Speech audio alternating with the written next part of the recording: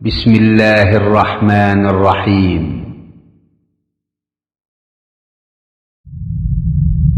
مكتب التعاون للدعوة والإرشاد وتوعية الجاليات بالدمام.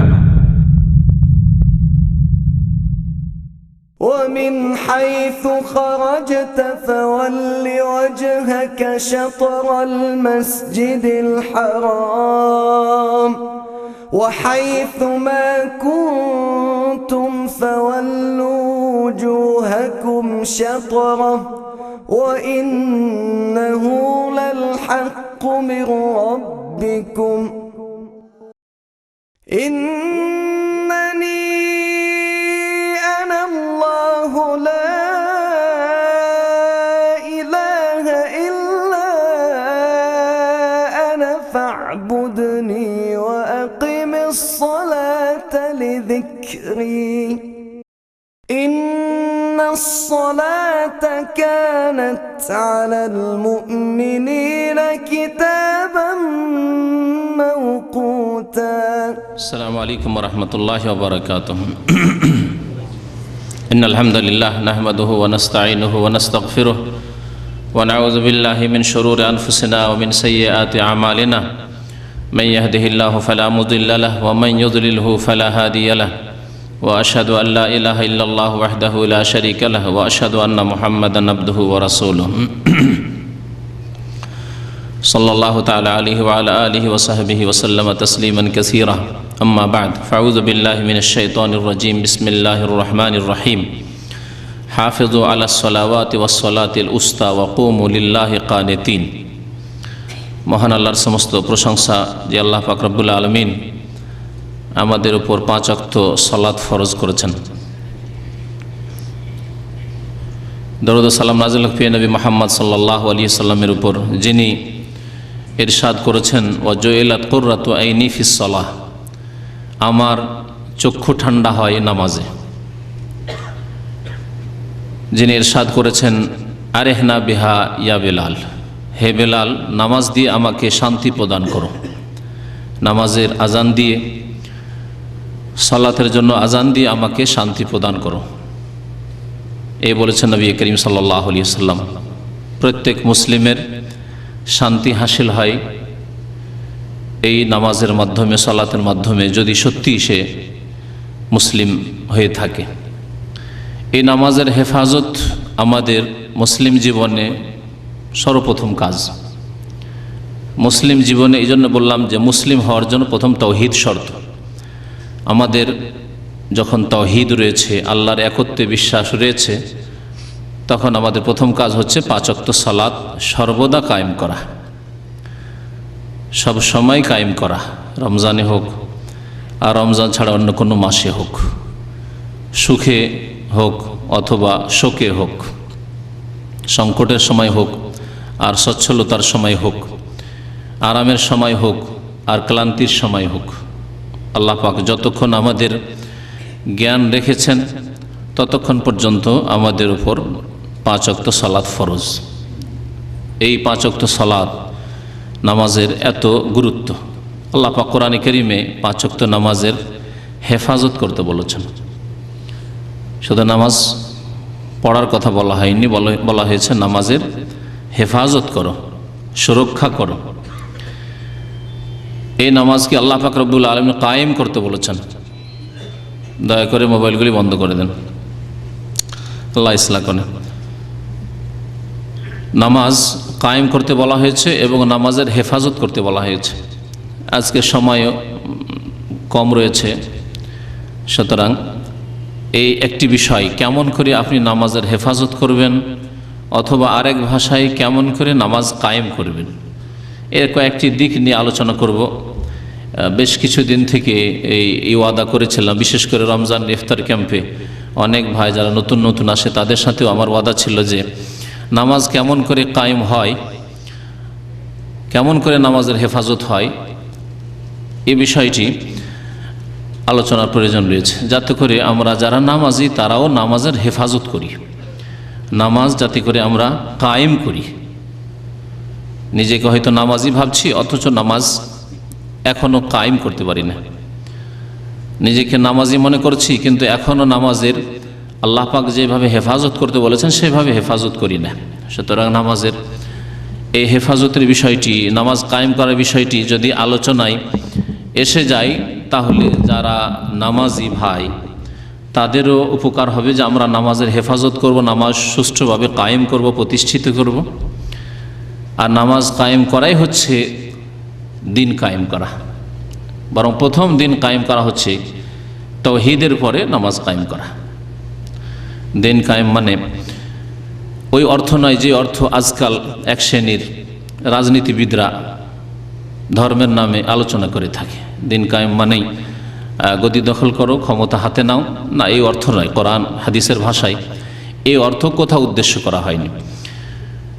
দিন কায়েম মানে দিনের প্রত্যেকটি বিষয় কায়েম করা, আর সর্বপ্রথম কায়েম করা তাওহীদ, আল্লাহর একত্ব কায়েম করা, তাওহীদে রুবুবিয়্যাহ, তাওহীদে উলুহিয়্যাহ, তাওহীদুল আসমা ওয়া সিফাত। এই তাওহীদ প্রতিষ্ঠা করতে হলে তাহলে শিরক মুক্ত হইতে হবে, শিরক মুক্ত হওয়া। আর তারপরে যখন আপনি নিজেকে মুসলিম পরিচয় দিলেন তাওহীদ প্রতিষ্ঠার মাধ্যমে, তাহলে নামাজ কায়েম করতে হবে। নামাজ কায়েম করাই হচ্ছে আসল দিন কায়েম করা। 5 বার এই নামাজ, 5 ওয়াক্ত সালাত আদায় করে প্রমাণ করা যে আমি আমার দিন আমার ব্যক্তি জীবনে কায়েম করছি। যেই ক্ষেত্রে দিন কায়েম করতে গিয়ে কোনো রকমের বাধা নেই। ব্যক্তি জীবনে দিন কায়েম করতে গিয়ে তেমন বাধার সম্মুখীন হইতে হয় না, কিন্তু পারিবারিক জীবনে দিনের বিধিবিধান কায়েম করতে গিয়ে অনেক সময় বাধা সম্মুখীন হতে হয়। স্ত্রীর পক্ষ থেকে সে মানতে চায় না পর্দা, ছেলে মেয়েদের পক্ষ থেকে তারা শরীয়তের বিধিবিধান মানতে চায় না। সামাজিক ক্ষেত্রে দিন প্রতিষ্ঠা করতে গিয়ে সমাজের অনেক জালেম লোকেরা রয়েছে, ভক্ষক রয়েছে, তারা রক্ষক নয় বরং ভক্ষক, তাদের পক্ষ থেকে বাধার সম্মুখীন হইতে হয়। অর্থনীতির ক্ষেত্রে অনেক বাধার সম্মুখীন হইতে হয়, রাষ্ট্রনীতির ক্ষেত্রে অনেক রকমের বাধার সম্মুখীন হইতে হয়। কিন্তু ব্যক্তি জীবনে দিন প্রতিষ্ঠা করতে গিয়ে, দিন কায়েম করতে গিয়ে, অর্থাৎ 5 ওয়াক্ত সালাত কায়েম করতে গিয়ে তেমন কোনো বাধা আসে না। তারপরে অধিকাংশ মুসলিম আজকালকার জামানায় বেনামাজি। তো নামাজ আল্লাহ পাক রব্বুল আলামিন নামাজের হেফাজত করতে বলেছেন, নামাজ কায়েম করতে বলেছেন। এই মর্মে বহু আয়াত রয়েছে, কাছাকাছি 100 আয়াত রয়েছে, যাতে নামাজ হয় কায়েম করতে বলা হয়েছে। নামাজ যারা কায়েম করে তাদের প্রশংসা করা হয়েছে, নামাজ কায়েমের গুরুত্ব উল্লেখ করা হয়েছে, অথবা নামাজের হেফাজতের কথা বলা হয়েছে। কোরআন কারীমের 3টি আয়াতে আল্লাহ পাক নামাজের হেফাজতের কথা বলেছেন। একটি আয়াত সূরা বাকারার আয়াত নম্বর 238-এ আল্লাহ পাক ইরশাদ করেছেন, হাফিজু আলাস সালাওয়াত, তোমরা নামাজগুলির, সালাতগুলির হেফাজত করো। আল্লাহ এখানে বহু বচন উল্লেখ করেছেন, হাফিজু আলাস সালাওয়াত, সালাতগুলির তোমরা হেফাজত করো। হাফিজু আল্লাহ পাক বলেছেন। এক হচ্ছে হেফাজত করো, এহফাজু সংরক্ষণ করা, আর এক হচ্ছে হাফেজু, তাতে আরও বেশি, যেটাকে বলা হয় আরবি ভাষায় মুবালাগা রয়েছে, তাতে আরও বেশি গুরুত্ব আরোপ করা হয়েছে। সুন্দরভাবে নামাজগুলির, সালাতগুলির হেফাজত করো। ওয়াসসালাতিল উস্তা, আর বিশেষ করে মধ্যবর্তী নামাজের হেফাজত করো। এই মধ্যবর্তী সালাতুল উস্তা কি, এই নিয়ে হাদিসের ভাষ্যকারদের, তাফসীরকারদের, মুফাসসিরিনগণের অনেক ইখতিলাফ রয়েছে। তার মধ্যে 2টি উক্তি সবচাইতে হাদিসের যেসব দলিল, সাহাবায়ে কেরামদের উক্তি এর কাছাকাছি। তার একটি হচ্ছে আসর নামাজ, আর একটি হচ্ছে ফজর নামাজ। এছাড়াও অনেক উক্তি রয়েছে। আল্লাহ পাক রব্বুল বিশেষভাবে আসর নামাজ এবং ফজর নামাজের হেফাজতের কথা উল্লেখ করেছেন, এবং এই কথাটি বিভিন্ন সহিহ হাদিস দ্বারাও প্রমাণিত। কারণ অধিকাংশ লোকের নামাজে যে গাফিলতি রয়েছে তা ফজর নামাজে, আর না হলে আসর নামাজে। আসর নামাজ, প্রাচীন যুগে আসর নামাজে বেশি গাফিলতি ছিল ফজরের গাফিলতির চাইতে। কারণ আসরের সময়টি আগের কালে হাট বাজারের সময়, কেনাকাটার সময়। ওই সময়, এই সময় যদি বাজারে না যাই তো খাবার পাবো না। এই সময় যদি বাজারে মাল সামান না নিয়ে যাই তাহলে বিক্রি হবে না।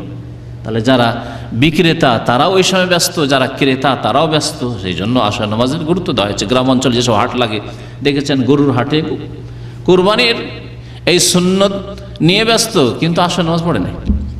আমরা ছোটোকালে বহু লোককে এরকম দেখেছি, যারা আসর নামাজ পড়ে না কিন্তু কোরবানি গরু কিনতে গেছে, কোরবানি খাসি কিনতে গেছে, এর সাথে বাড়ি ফিরে আসছে, এখন ওই আসর নামাজ পড়বে।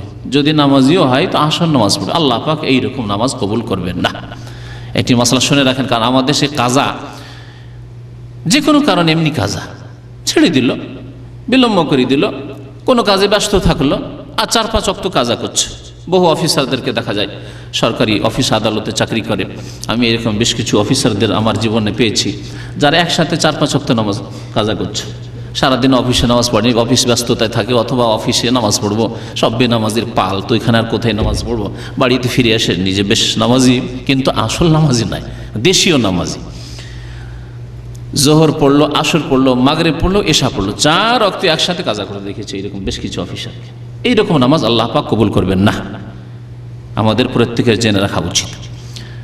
আল্লাহ পাক রব্বুল আলামিন কাজা শুধু 2 ক্ষেত্রে কবুল করবেন, 2 ক্ষেত্রে কবুল করবেন। কি বলতে পারেন? একটি হচ্ছে ভুলে যাওয়া অথবা ঘুমিয়ে পড়া, অনিচ্ছাকৃত ঘুমিয়ে পড়া, ইচ্ছা করে ঘুমিয়ে থাকা নয় যে ঘুমটা পুরা করিনি তারপর পড়বো, যেমন আজকাল ফজরে যারা ঘুমিয়ে থাকে, পড়বো সকাল 7টা-8টায়, ঘুমিয়ে নি না, অনিচ্ছাকৃত, ইচ্ছা ছিল জাগবো কিন্তু জাগতে পারলো না। নবী করিম সাল্লাল্লাহু আলাইহি ওয়াসাল্লাম ইরশাদ করেছেন এই ক্ষেত্রে দলিল, মান নামা আন সালাতিন আও নাসিয়াহা, যে ব্যক্তি নামাজের সময় ঘুমিয়ে থেকে গেছে, অনিচ্ছাকৃত ঘুমিয়ে থেকেছে, ইচ্ছা করে নয়, কারণ ইচ্ছা করা গুনার, ইচ্ছা করা গুনাহ। আপনি নামাজের সময় ঘুমিয়ে থাকা, ইচ্ছা করে ঘুমিয়েছেন মানে গুনার ইচ্ছা নিয়ে, অসৎ নিয়তে ঘুমিয়েছেন, সুতরাং আপনার এইরকম নামাজ কবুল হবে না। সকাল 7টা-8টায় ডিউটি যাওয়ার আগে ফজর নামাজ পড়ি, কবুল হবে না। অনিচ্ছাকৃত ক্লান্ত ছিলেন, অথবা ঘুম আপনার খুব বেশি, জাগাবার কেউ হয়নি, অ্যালার্ম বেজেছে, কখন বন্ধ করেছেন তাও বুঝতে পারেননি, মাঝে মধ্যে কখন হয়ে গেছে, মান নামা আন সালাতিন, নামাজের সময় ঘুমিয়ে থেকে গেছেন, আসর নামাজ সূর্য ডুবে গেছে, ফজর নামাজ সূর্য উঠে গেছে, আও নাসিয়াহা, অথবা ওই নামাজ ভুলে গেছে, ভাবছেন যে নামাজ পড়েছি, হয়তো আসলে পড়েননি, ফালিয়ুসাল্লিহা ইযা যাকারাহা, সেই ব্যক্তি যেন ওই নামাজ, ওই সালাত আদায় করে নেই যখন তার স্মরণ হবে, ভুলে যাওয়ার ক্ষেত্রে স্মরণ হবে, আর ঘুম থেকে যখন জাগবে তখনই নামাজ পড়ে নেবে বিনা বিলম্বে, বিলম্ব করে নয়। আমাদের সবার একটা ফতোয়া আছে এই ক্ষেত্রে, যে আজকের জোহর ছুটে গেছে বা আসর ছুটে গেছে, ফজর ছুটে গেছে, আগামী দিনে ফজরের সাথে ফজর পড়বে। শুনেছেন না শোনেন এই ফতোয়া? শুনেছেন। ইযা যাকারাহা, যখনই স্মরণ হবে, যখনই ঘুম ভাঙবে, ফাইন্না যালিকা ওয়াক্তুহা, ওই নামাজের সেটি হচ্ছে ওয়াক্ত, যখন আপনি জাগতে পেরেছেন, যখন আপনার স্মরণ হয়েছে। লা কাফারাতা লাহা ইল্লা যালিকা, এর আর কোনো কাফারা নাই এছাড়া, নামাজের আর কোনো কাফারা নেই, নামাজ এইরকম অবস্থায়, 2 অবস্থায় কাজা করে নেওয়া ছাড়া।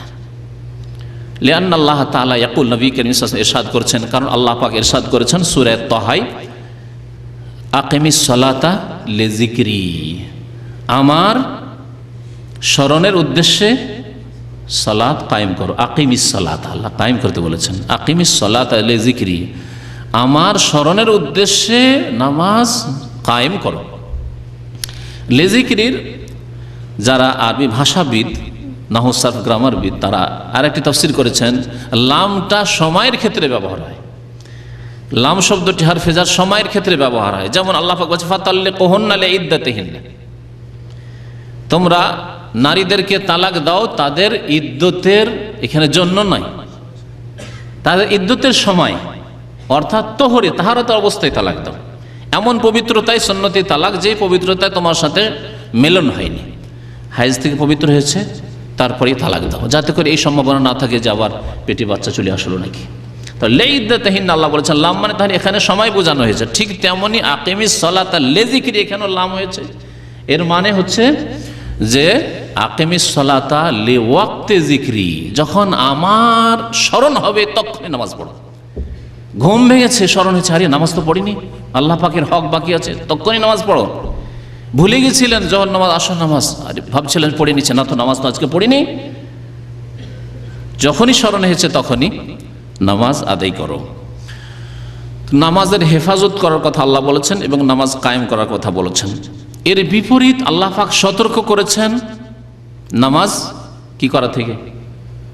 বলতে পারেন আল্লাহ পাক একটি শব্দ উল্লেখ করেছেন কোরআনে কারিমে, যেটা নামাজের হেফাজতের বা কায়েম করার বিপরীত, তা থেকে সতর্ক করেছেন। তা হচ্ছে নামাজ নষ্ট করা। জি, নষ্ট করা আরবি হচ্ছে দায়ে করা। ফাখালাফা মিন বাদিহিম খালফুন আযাউস সালাহ। আল্লাহ পাক ইরশাদ করছেন যে তাদের পরে সাহাবায়ে কেরাম, তাবেঈন, তাবা তাবেঈন, আইম্মায়ে কেরাম, স্বর্ণযুগের পরে ফাখালাফা মিন বাদিহিম খালফুন, তাদের পরে মানে স্বর্ণযুগের মুসলিম, আদর্শ মুসলিম যারা আমাদের জন্য, এই উম্মতের জন্য, তাদের পরে এমন এক জাতি আসবে, সূরা মারইয়ামে আল্লাহ পাক উল্লেখ করেছেন, এমন এক জাতি আসবে, খালফুন বলেছেন, অবাঞ্ছিত লোকেরা। সালাফ মানে আমাদের আগের ভালো লোকেরা, আর খালাফ মানে পরের ভালো লোকেরা, আর খালফ মানে পরবর্তীকালের খারাপ লোকেরা। খালাফ আর খালফ শুধু জজম, সুকুন এবং ফাতাহা, জবরের পার্থক্যে এই অর্থ। খালাফ মানে সালাফ এবং খালাফ আমরা বলি। সালাফে সালেহিন মানে আগের জামানার ভালো মানুষেরা, সাহাবায়ে কেরাম, তাবেঈন, তাবা তাবেঈন, আইম্মায়ে কেরাম, ইমাম আবু হানিফা, শাফি, মালিক, আহমদ রহমতুল্লাহি আলাইহিম আজমাইন, আইম্মায়ে মুহাদ্দিসিন, এরা হচ্ছে সালাফ, আমাদের সালাফে সালেহিন। আর পরবর্তীকালের ভালো লোকেরা, যেমন আজকালকার জামানার ভালো মানুষেরা, কিয়ামত পর্যন্ত যত ভালো মানুষরা আসবে, এদেরকে কোরআন হাদিসের ভাষায় কি বলা হয়? খালাফ। সালাফের বিপরীত মানে পরে এসেছেন কিন্তু ভালো লোক, তারাও খালাফ। আর পরবর্তীকালের খারাপ লোকেরা, এদেরকে আল্লাহ পাক কি বলছেন? খালফ, পিছিয়ে পড়ে থাকার লোকেরা। ধর্মের ক্ষেত্রে, দিনের ক্ষেত্রে, তাকওয়ার ক্ষেত্রে, ইমানের ক্ষেত্রে, নামাজের ক্ষেত্রে এরা অনেক পিছিয়ে যাওয়া লোক। ফাখালাফা মিন বাদিহিম খালফুন, এখানে আল্লাহ বলছে, খালাফ বলেন। এই খালফ, অবাঞ্ছিত লোকেরা, এই বাজে লোকেরা কি করবে? আযাউস সালাতা, নামাজকে বিনষ্ট করবে। আল্লাহ পাক তাহলে কোরআন কারীমের আয়াতে ভবিষ্যৎবাণী করেছেন যে পরবর্তীতে এমন লোকেরা আসবে যারা নামাজকে নষ্ট করবে, জায়ে করবে নামাজকে। ওয়াত্তাবাউশ শাহাওয়াত, এবং কুপ্রবৃত্তির তারা অনুসরণ করবে। শাহওয়াত মনের কামনা বাসনা কে শাহওয়াত বলা হয়। ইশতাহা মানে চাওয়া, মনের চাহিদা। আমার এটা খাবার চাইছে, রুচি হচ্ছে, এটা রুচি হয় না, তো যেটা রুচি হওয়া রাখে বা চাহিদা, খাবারের দিকে চাহিদা, এটাকে বলা হয় ইশতেহা বা শাহওয়া বলা হয়। যৌন কামনাকেও শাহওয়া বলা হয়। মনের কামনা বাসনাকে আল্লাহ পাক বলেছে ওয়াত্তাবাউশ শাহাওয়াত, মনের কামনা বাসনার তারা অনুসরণ করবে। তাহলে না কোরআন সুন্নাহর অনুসরণ করবে, না রাসূলুল্লাহ সাল্লাল্লাহু আলাইহি ওয়াসাল্লামের অনুসরণ করবে, না দলিলের অনুসরণ করবে। যে আল্লাহ 5 ওয়াক্ত নামাজ পড়তে বলেছেন, সময় মতো নামাজ পড়তে বলেছেন, নামাজের হেফাজত করতে বলেছেন, নামাজ কায়েম করতে বলেছেন, এর অনুসরণ করবে, দলিলের অনুসরণ করবে না। ওয়াত্তাবাউশ শাহাওয়াত, মনের কামনা বাসনার অনুসরণ করবে তারা। যারা খেয়াল খুশি নামাজ পড়ে, যখন ইচ্ছা নামাজ পড়লো, ওয়াক্তের কোনো খেয়াল রাখলো না, তারপরে কখনো 4 ওয়াক্ত পড়লো, কখনো 5ই পড়লো, কখনো 3 পড়লো, কখনো 2 পড়লো, কখনো বেশি পড়লো, কখনো কম পড়লো, রমজানে খুব বেশি পড়লো, তারাবিও 1 ওয়াক্ত ছুটেনি, কিন্তু রমজান পরে ফরজও পড়ে না। এদের আল্লাহ পাক রব্বুল চিত্রকে তুলে ধরেছেন এই আয়াতে। ওয়াত্তাবাউশ শাহাওয়াত, এরা মনের কামনা বাসনার অনুসরণ করে পূজা করে। এদের সম্পর্কে আল্লাহ পাক রব্বুল আলামিন অন্য আয়াতে বলেছেন আফারা আইতা মান ইত্তাখাযা ইলাহাহু হাওয়া। হে নবী, আপনি কি দেখেছেন তাদেরকে? মান ইত্তাখাযা ইলাহাহু, যারা নিজের উপাস্য বানিয়েছে, সাব্যস্ত করেছে। কাকে? হাওয়াহু, কুপ্রবৃত্তিকে, মনের কামনা বাসনাকে। মনের কামনা বাসনা রমজান মাসে ভালো ইবাদতবন্দি করতে হবে, করেছে। মনের কামনা বাসনা রমজান পরে আর অসুবিধা নেই, এখন মাঝে মাঝে পড়বো, মাঝে মাঝে ছাড়লেও অসুবিধা নেই। এদের ইলাহ আল্লাহ পাক নন। এদের ইলাহ আল্লাহ পাক বলছেন যে তাদের হাওয়া, মনের কামনা বাসনা। এদের সম্পর্কে ইমাম আহমদ রহমতুল্লাহ আলাইহি উল্লেখ করেছেন বেসাল কওম কওমুন লা ইয়ারিফুন আল্লাহ ইল্লা ফি রমাদান। জঘন্য জাতি, নোংরা সম্প্রদায়, নোংরা লোক, ওইসব লোকেরা, বিশাল কম, খারাপ লোক তারাই, আল্লাযীনা লা ইয়ারিফুন আল্লাহ, যারা আল্লাহকে চেনে না রমজান ছাড়া অন্য কোনো মাসে। 11 মাস আল্লাহর সাথে তাদের সম্পর্ক নেই। 11 মাস আল্লাহকে ছাড়া 5 ওয়াক্ত নামাজ কায়েম করে না, রমজান মাস আসলে মসজিদে ভিড় ভাড় করে, তারপর আর খোঁজ খবর নাই। বেসাল কম বলা হয়েছে তাদেরকে। যে আল্লাহ পাক রমজানের রব, তিনি শওয়ালের রব, তিনি জিল কাদা জিল হজের রব, তিনি মহরম সফরের রব, তিনি সমস্ত মাসগুলির রব, সমস্ত যুগ, সমস্ত স্থান, সমস্ত কাল, সমস্ত সময়ের রব। সুতরাং আল্লাহ পাক রব্বুল আলমিনের সর্বদাই ইবাদত বন্দেগী করতে হবে। আল্লাহ পাক ইরশাদ করেছেন সূরা হিজর আয়াত নম্বর 99, ওয়াবুদ রব্বাকা হাত্তা ইয়াতিয়াকাল ইয়াকিন। হে নবী সাল্লাল্লাহু আলাইহি সাল্লাম, আপনি আপনার রবের ইবাদত চালিয়ে যান। ওয়াবুদ রব্বাকা হাত্তা ইয়াতিয়াকাল ইয়াকিন, যতক্ষণ পর্যন্ত আপনার নিকট মওত না এসেছে। ইয়াকিন আল মওত এমন একটি বিষয় যে মওতকে নাস্তিক ইয়াকিন করে, বিশ্বাস করে যে মরতে হবে। যে মওত মরতে হবে এ কথা মুশরিক পৌত্তলিক বিশ্বাস করে, খ্রিস্টানও বিশ্বাস করে, ইহুদিও বিশ্বাস করে, অসৎ বিশ্বাস করে, সৎ বিশ্বাস করে, ভালো বিশ্বাস করে, মন্দ বিশ্বাস করে। কিন্তু মওতের পরে কি হবে এ কথা একমাত্র মুমিন বিশ্বাস করে। মওতের পরে জবাবদেহি করতে হবে, কর্মক্ষেত্র শেষ হয়ে যাবে। এজা মাতা ইবনু আদম ইনকাতা আমালহু, আমল বন্ধ হয়ে গেছে, ভালো মন্দ কাজ, দুনিয়ার কাজ যেমন বন্ধ হয়েছে, আপনার চাকরি বাকরি রুজি রোজগার বন্ধ হয়েছে, ছেলে মেয়েদের দেখাশোনা বন্ধ হয়েছে, তেমনি আপনার নামাজ রোজা, সৎ অসৎ, ভালো কাজ মন্দ কাজ সব বন্ধ হয়েছে। কিন্তু এখন শুরু হয়েছে ফলাফলের জগৎ। কর্মক্ষেত্র শেষ হয়েছে, ফলাফলের জগৎ শুরু হয়েছে, এখন ফল পাওয়া শুরু হবে। এ কথা একমাত্র মুমিন আল্লাহ পাকের বান্দা বিশ্বাস করে। হাত্তা ইয়াতিয়াকাল ইয়াকিন, যতক্ষণ পর্যন্ত আপনার নিকট ইয়াকিন মওত না এসেছে, মওত আসা পর্যন্ত ইবাদত বন্দেগী করতে হবে। নবী করিম সাল্লাল্লাহু আলাইহি সাল্লামকে আল্লাহ বিশেষভাবে এক বচন দিয়ে সম্বোধন করেছেন। যদি নবী সাল্লাল্লাহু আলাইহি সাল্লামকে সারা জীবন ইবাদত বন্দেগী চালিয়ে যেতে হয়, তাহলে আমাকে আপনাকে কি করতে হবে? আল্লাহ বলছেন মান ইউতির রাসূলা ফাকাদ আতা আল্লাহ, যে ব্যক্তি রাসূলের আনুগত্য করলো সেই ব্যক্তি আল্লাহর আনুগত্য করলো। ইন কুনতুম তুহিব্বুনা ফাত্তাবিউনি, আল্লাহকে যদি ভালোবাসতে চাও এবং ভালোবাসার দাবিদার হও, ফাত্তাবিউনি, আমি মুহাম্মদ সাল্লাল্লাহু আলাইহি সাল্লামের অনুসরণ করো। নবী করিম সাল্লাল্লাহু আলাইহি ওয়াসাল্লাম মওত পর্যন্ত 5 ওয়াক্ত নামাজ চালিয়ে গেছেন, বরং যখন মৃত্যু শয্যায় মাঝে মাঝে বেহুশ হয়ে পড়েছেন, অচেতন হয়ে যাচ্ছেন, আবার যখন পানি ঢালা হচ্ছে মাথায়, আবার হুঁশ আসছে, হুঁশ যখন আবার ফিরে আসছে, বলছেন হাল সাল্লান নাস, লোকজনের নামাজ পড়া হয়ে গেছে কি? লা ইয়া রাসূলুল্লাহ ওয়াহুম ইয়ানতাজিরুনাকা, ইয়া রাসূলুল্লাহ আপনার প্রতীক্ষায় রয়েছে, ইন্তজারে তারা রয়েছে যে হয়তো আপনি গিয়ে নামাজ পড়াবেন। ওঠার চেষ্টা করছেন, উঠতে পারছেন না। শেষখানে বলছেন মুরু আবু বকরিন ফালিয়ুসাল্লি বিন নাস, বলো আবু বকরকে বলো, সহিহ বুখারী শরীফ হাদিস, যে লোকজনকে নামাজ পড়িয়ে দিক, আমার শরীরে ওঠার মতো শক্তি নেই। আল্লাহু আকবার, আমার শরীরে ওঠার মতো শক্তি নেই। নবী করিম সাল্লাল্লাহু আলাইহি ওয়াসাল্লাম একেবারে শেষখানে একবার একটু শরীরটা হালকা বোধ করলেন, জানা এখন আমি নামাজে হাজির হইতে পারবো। আলীকে আব্বাস চাচা এবং এইদিকে চাচাতো ভাই জামাই আলী, তাদেরকে বললেন যে চলো আমাকে মসজিদে নিয়ে চলো। একদিকে কাঁধে ভর দিলেন আলী রাদিয়াল্লাহু তাআলা আনহু, আরেকদিকে ভর দিলেন আব্বাস রাদিয়াল্লাহু তাআলা আনহু। দুইজনের কাঁধে ভর দিয়ে কোনো রকম মসজিদে হাজির হলেন। দাঁড়িয়ে থাকতে পারছেন না, বসিয়ে দেওয়া হলো, বসে গেলেন। আবু বকর রাদিয়াল্লাহু তাআলা ইমামত শুরু করে দিয়েছেন, আর সেই সময় তাকে বাম দিকে বসিয়ে দেওয়া হলো। ইমাম আবু বকর সিদ্দিক রাদিয়াল্লাহু তাআলা আনহু তার বাম দিকে বসিয়ে দেওয়া হলো। আবু বকর রাদিয়াল্লাহু তাআলা আনহু শুধু আওয়াজটি মুকাব্বির হিসাবে পৌঁছাছিলেন লোকজনকে। ইমাম হয়ে গেলেন রাসূলুল্লাহ সাল্লাল্লাহু আলাইহি সাল্লাম।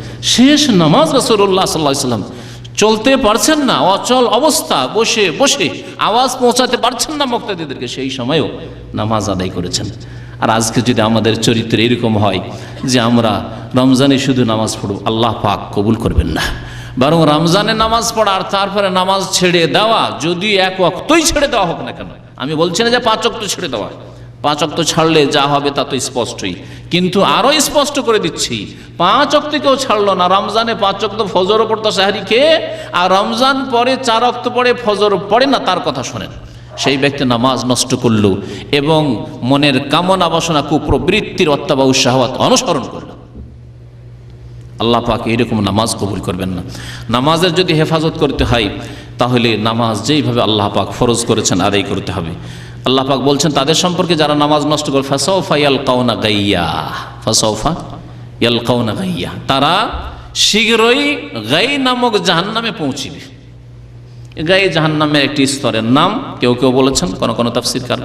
অথবা গাই মানে এমন গুমরাহি যার পরিণাম জাহান্নাম, একই কথা। অবশ্যই গায়ের অর্থাৎ জাহান্নামের সম্মুখীন হবে যারা নামাজকে নষ্ট করবে আর কুপ্রবৃত্তির অনুসরণ করবে। আল্লাহ পাক রব্বুল সূরা মুদ্দাসসিরে কয়েকটি আয়াতে উল্লেখ করেছেন যারা জাহান্নামে যাবে, জাহান্নামে যাওয়ার মুখ্য কারণ বলতে পারেন কেউ? জাহান্নামে যাওয়ার অনেক কারণ রয়েছে। খুন করা জাহান্নামে যাওয়ার কারণ, মাতা পিতার অবাধ্য হওয়া জাহান্নামে যাওয়ার কারণ, রোজা ছাড়াও জাহান্নামের কারণ, হজ ছাড়াও জাহান্নামে যাওয়ার কারণ, মদ খাওয়া জাহান্নামে যাওয়ার কারণ, জেনা করাও জাহান্নামে যাওয়ার কারণ। জাহান্নামে যাওয়ার কারণ সমস্ত কাবিরা গুনাহ এবং অহরহ সাগিরা গুনাহও অনেক সময় জাহান্নামে যাওয়ার কারণ। কিন্তু মুখ্য কারণ জাহান্নামে যাওয়ার কি? নামাজ না পড়া, শিরকের পরে। প্রথম কারণ হচ্ছে জাহান্নামে যাওয়ার শিরক। কারণ যেই ব্যক্তি শিরক করে মারা যাবে আল্লাহ পাক তার জন্য জান্নাতকে হারাম করে। সূরা মাইদা আল্লাহ পাক ইরশাদ করে, ইন্নাহু মান ইউশরিক বিল্লাহি ফাকাদ হারামাল্লাহু আলাইহিল জান্নাহ। যে ব্যক্তি আল্লাহর সাথে শিরক করবে এবং ওই অবস্থায় মারা যাবে আল্লাহ পাক তার জন্য জান্নাতকে হারাম করেছেন। তাহলে জাহান্নামে যাওয়ার মুখ্য কারণ হচ্ছে শিরকের অবস্থায় মারা যায়, যে কোনো শিরক হোক না কেন। বড় শিরক যদি হয় আর ছোট শিরক হয় সেটাও জাহান্নামে যাওয়ার কারণ, যদিও হয়তো চিরকাল না থাকুক। কিন্তু বড় শিরক করে আল্লাহ ছাড়া অন্যকে ডেকে, আল্লাহ ছাড়া অন্যের জন্য জবাই করি, আল্লাহ ছাড়া অন্যকে সেজদা করি, কবর মাজারে সেজদা করে হোক, আর দেবী দেবতাকে সেজদা করে হোক, আল্লাহ ছাড়া অন্যের ঘরের তোয়াফ করি, কবরের তোয়াফ করে, আল্লাহ ছাড়া অন্যের কাছে সন্তানের আশা করে, ছেলে মেয়ের আশা করে, আল্লাহ ছাড়া অন্যের কাছে রোগের আরোগ্য পাওয়া যাবে এসব আশা করে যদি মারা যায় তাহলে চিরকাল জাহান্নামে থাকবে। এগুলি বড় শিরক। 2 নম্বরে এই শিরকের মতোই অপরাধ, শিরকের চাইতে কোনো রকমের খাটো অপরাধ নয়, তা হচ্ছে নামাজ ত্যাগ করা। ইমাম ইবনে উসাইমিন রাহমাতুল্লাহি আলাইহি তার নামাজ ত্যাগের বিধানে লিখেছেন যে ওয়ায়াগফিরু মা দুনা যালিকা, মানে শিরকের নিম্নের গুনাহ হইলে আল্লাহ যাকে ইচ্ছা মাফ করবে, কিন্তু নামাজ ত্যাগ করা শিরকের নিম্নের গুনাহ না, মাদুনা নয়, বরং সমান সমান গুনাহ। বইটি খুব সূক্ষ্ম দৃষ্টি নিয়ে পড়তে হবে, কারণ তাতে কিছু ফিকহি উসুল ফিকহের কায়দা রয়েছে। এই জন্য অনেক সময় শুধু পড়ে গেলে হবে না, বুঝে পড়তে হবে। ওয়াগফিরু মা দুনা যালিকা, শিরক করেনি আর শিরকের মতো গুনাহ করেনি। শিরকের মতো গুনাহ হচ্ছে নামাজ। নামাজ 5 ওয়াক্ত কায়েম করেছে, শিরক করেনি, অন্য কোনো গুনাহ করে হয়তো মারা গেছে, আল্লাহ ইচ্ছা করলে আযাব দেবেন, আল্লাহ ইচ্ছা করলে মাফ করবেন। আযাব দিয়ে আল্লাহ কিছুদিন আযাব দেবেন, তারপর আল্লাহ পাক মাফ করবেন। কিন্তু বেনামাজিকে আল্লাহ মাফ করবেন না, যেমন মুশরিককে আল্লাহ পাক মাফ করবেন না। তো বলছিলাম যে মুখ্য কারণ কি আল্লাহ পাক উল্লেখ করেছেন? নামাজ ত্যাগ করা। ফি জান্নাতি ইয়াতাসাআলুনা আনিল মুজরিমিনা মা সালাকাকুম ফি সাকার, জান্নাতীরা জিজ্ঞাসা করবে জাহান্নামীদেরকে বা জাহান্নামীদের সম্পর্কে, মা সালাকাকুম ফি সাকার, তাদেরকে সম্বোধন করে জিজ্ঞাসা করবে। মানে আল্লাহ পাক তাহলে এইরকম যোগাযোগ ব্যবস্থা করে দেবেন যে জাহান্নামীদের, নিজের গ্রামের যারা জাহান্নামী, নিজের এলাকার জাহান্নামী, নিজের বন্ধু বান্ধব পরিচিতদের মধ্য থেকে যারা বেনামাজি, আত্মীয় স্বজন বংশের লোক যারা বেনামাজি, তাদের সাথে একটা যোগাযোগ ব্যবস্থা আল্লাহ করে দেবেন, কথা বলার। মা সালাকাকুম ফি সাকার, তোমাদেরকে জাহান্নামে কে নিয়ে গেছে? তারা বলবে লাম নাকু মিনাল মুসাল্লিন। এই কথা বলবে না যে আমরা চুরি করেছিলাম, আমরা রোজা রাখিনি, আমরা বেঈমানি করেছিলাম। বলবে লাম নাকু মিনাল মুসাল্লিন, আমরা মুসল্লি ছিলাম না, আমরা 5 ওয়াক্ত নামাজ পড়িনি, সেই জন্য জাহান্নামে। বলে জাহান্নামে যাওয়ার প্রথম কারণ হচ্ছে শিরক, এবং শিরকের সাথে সাথেই নামাজ না পড়া।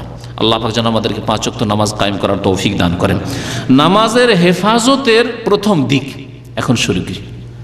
এক কথায় নামাজের হেফাজত করতে হবে, নামাজ কায়েম করতে হবে। কেমন করে কায়েম করতে হবে? প্রথম দিক তা হচ্ছে নামাজ আল্লাহ যত ওয়াক্ত ফরজ করেছেন তত ওয়াক্ত পড়া। কত ওয়াক্ত ফরজ করেছেন? 5 ওয়াক্ত। 5 ওয়াক্ত, 5-এ 4 আল্লাহ কবুল করবেন না, 4.5 আল্লাহ কবুল করবেন না। কেউ যদি বলে যে মুসাফির শুধু কসর করবে, আমিও কসর করব, আজকে ক্লান্ত আছি, যদি আমি বাড়িতে আছি খুব ক্লান্ত, আমি কসর করব, চলবে? তো যদি 4.5 আল্লাহ কবুল না করেন তাহলে 4 কি করে? ফজরবিহীন মুসলমান, ফজর পড়ে না, অধিকাংশ নামাজি আজকালকার। প্রথম কথা, মুসলিম উম্মার অধিকাংশই বেনামাজি আজকাল। তারপরে যারা নামাজি তাদের অধিকাংশই ফজরবিহীন নামাজি, ফজর পড়ে না, অথবা ফজর ওয়াক্তে পড়ে না। আর বললাম ফজর ওয়াক্তে না পড়ে, ইমাম ইবনে তাইমিয়া রাহমাতুল্লাহ আলাইহি স্পষ্ট ভাষায় বলেছেন যে দলিল এর আগে উল্লেখ করলাম সেই দলিল এবং এছাড়া অন্যান্য দলিলের আলোকে, যে সময় পার হয়ে যাওয়ার পরে যেই নামাজ ইচ্ছা করে পড়বে সেই নামাজ আল্লাহ পাক কবুল করবেন না, আল্লাহ পাক কবুল করবেন না। যেমন কুরবানি কেউ যদি এখন দেয় কবুল হবে? কোরবানি যদি 13 জিলহজের পরে 14-15 জিলহজে কেউ দেয়, যে পয়সা ছিল না 3-4 দিন, বা খাসি বকরির দাম খুব, গরুর দাম খুব বেশি ছিল, এখন 10 দিন পরে একটু সস্তা হয়েছে, এখন কোরবানি দেব, কবুল হবে? ঠিক তেমনি 5 ওয়াক্ত নামাজ যেই সময়গুলিতে আল্লাহ ফরজ করেছেন যদি না আদায় করা হয় তাহলে আল্লাহ কবুল করবেন না। ভালো করে শুনে রাখুন। সুতরাং ইত্তাকুল্লাহ, আল্লাহকে ভয় করুন, যথাসময়ে নামাজ পড়ুন। নামাজ 5 ওয়াক্ত কায়েম করতে হবে, 4 আল্লাহ পাক কবুল করবেন না।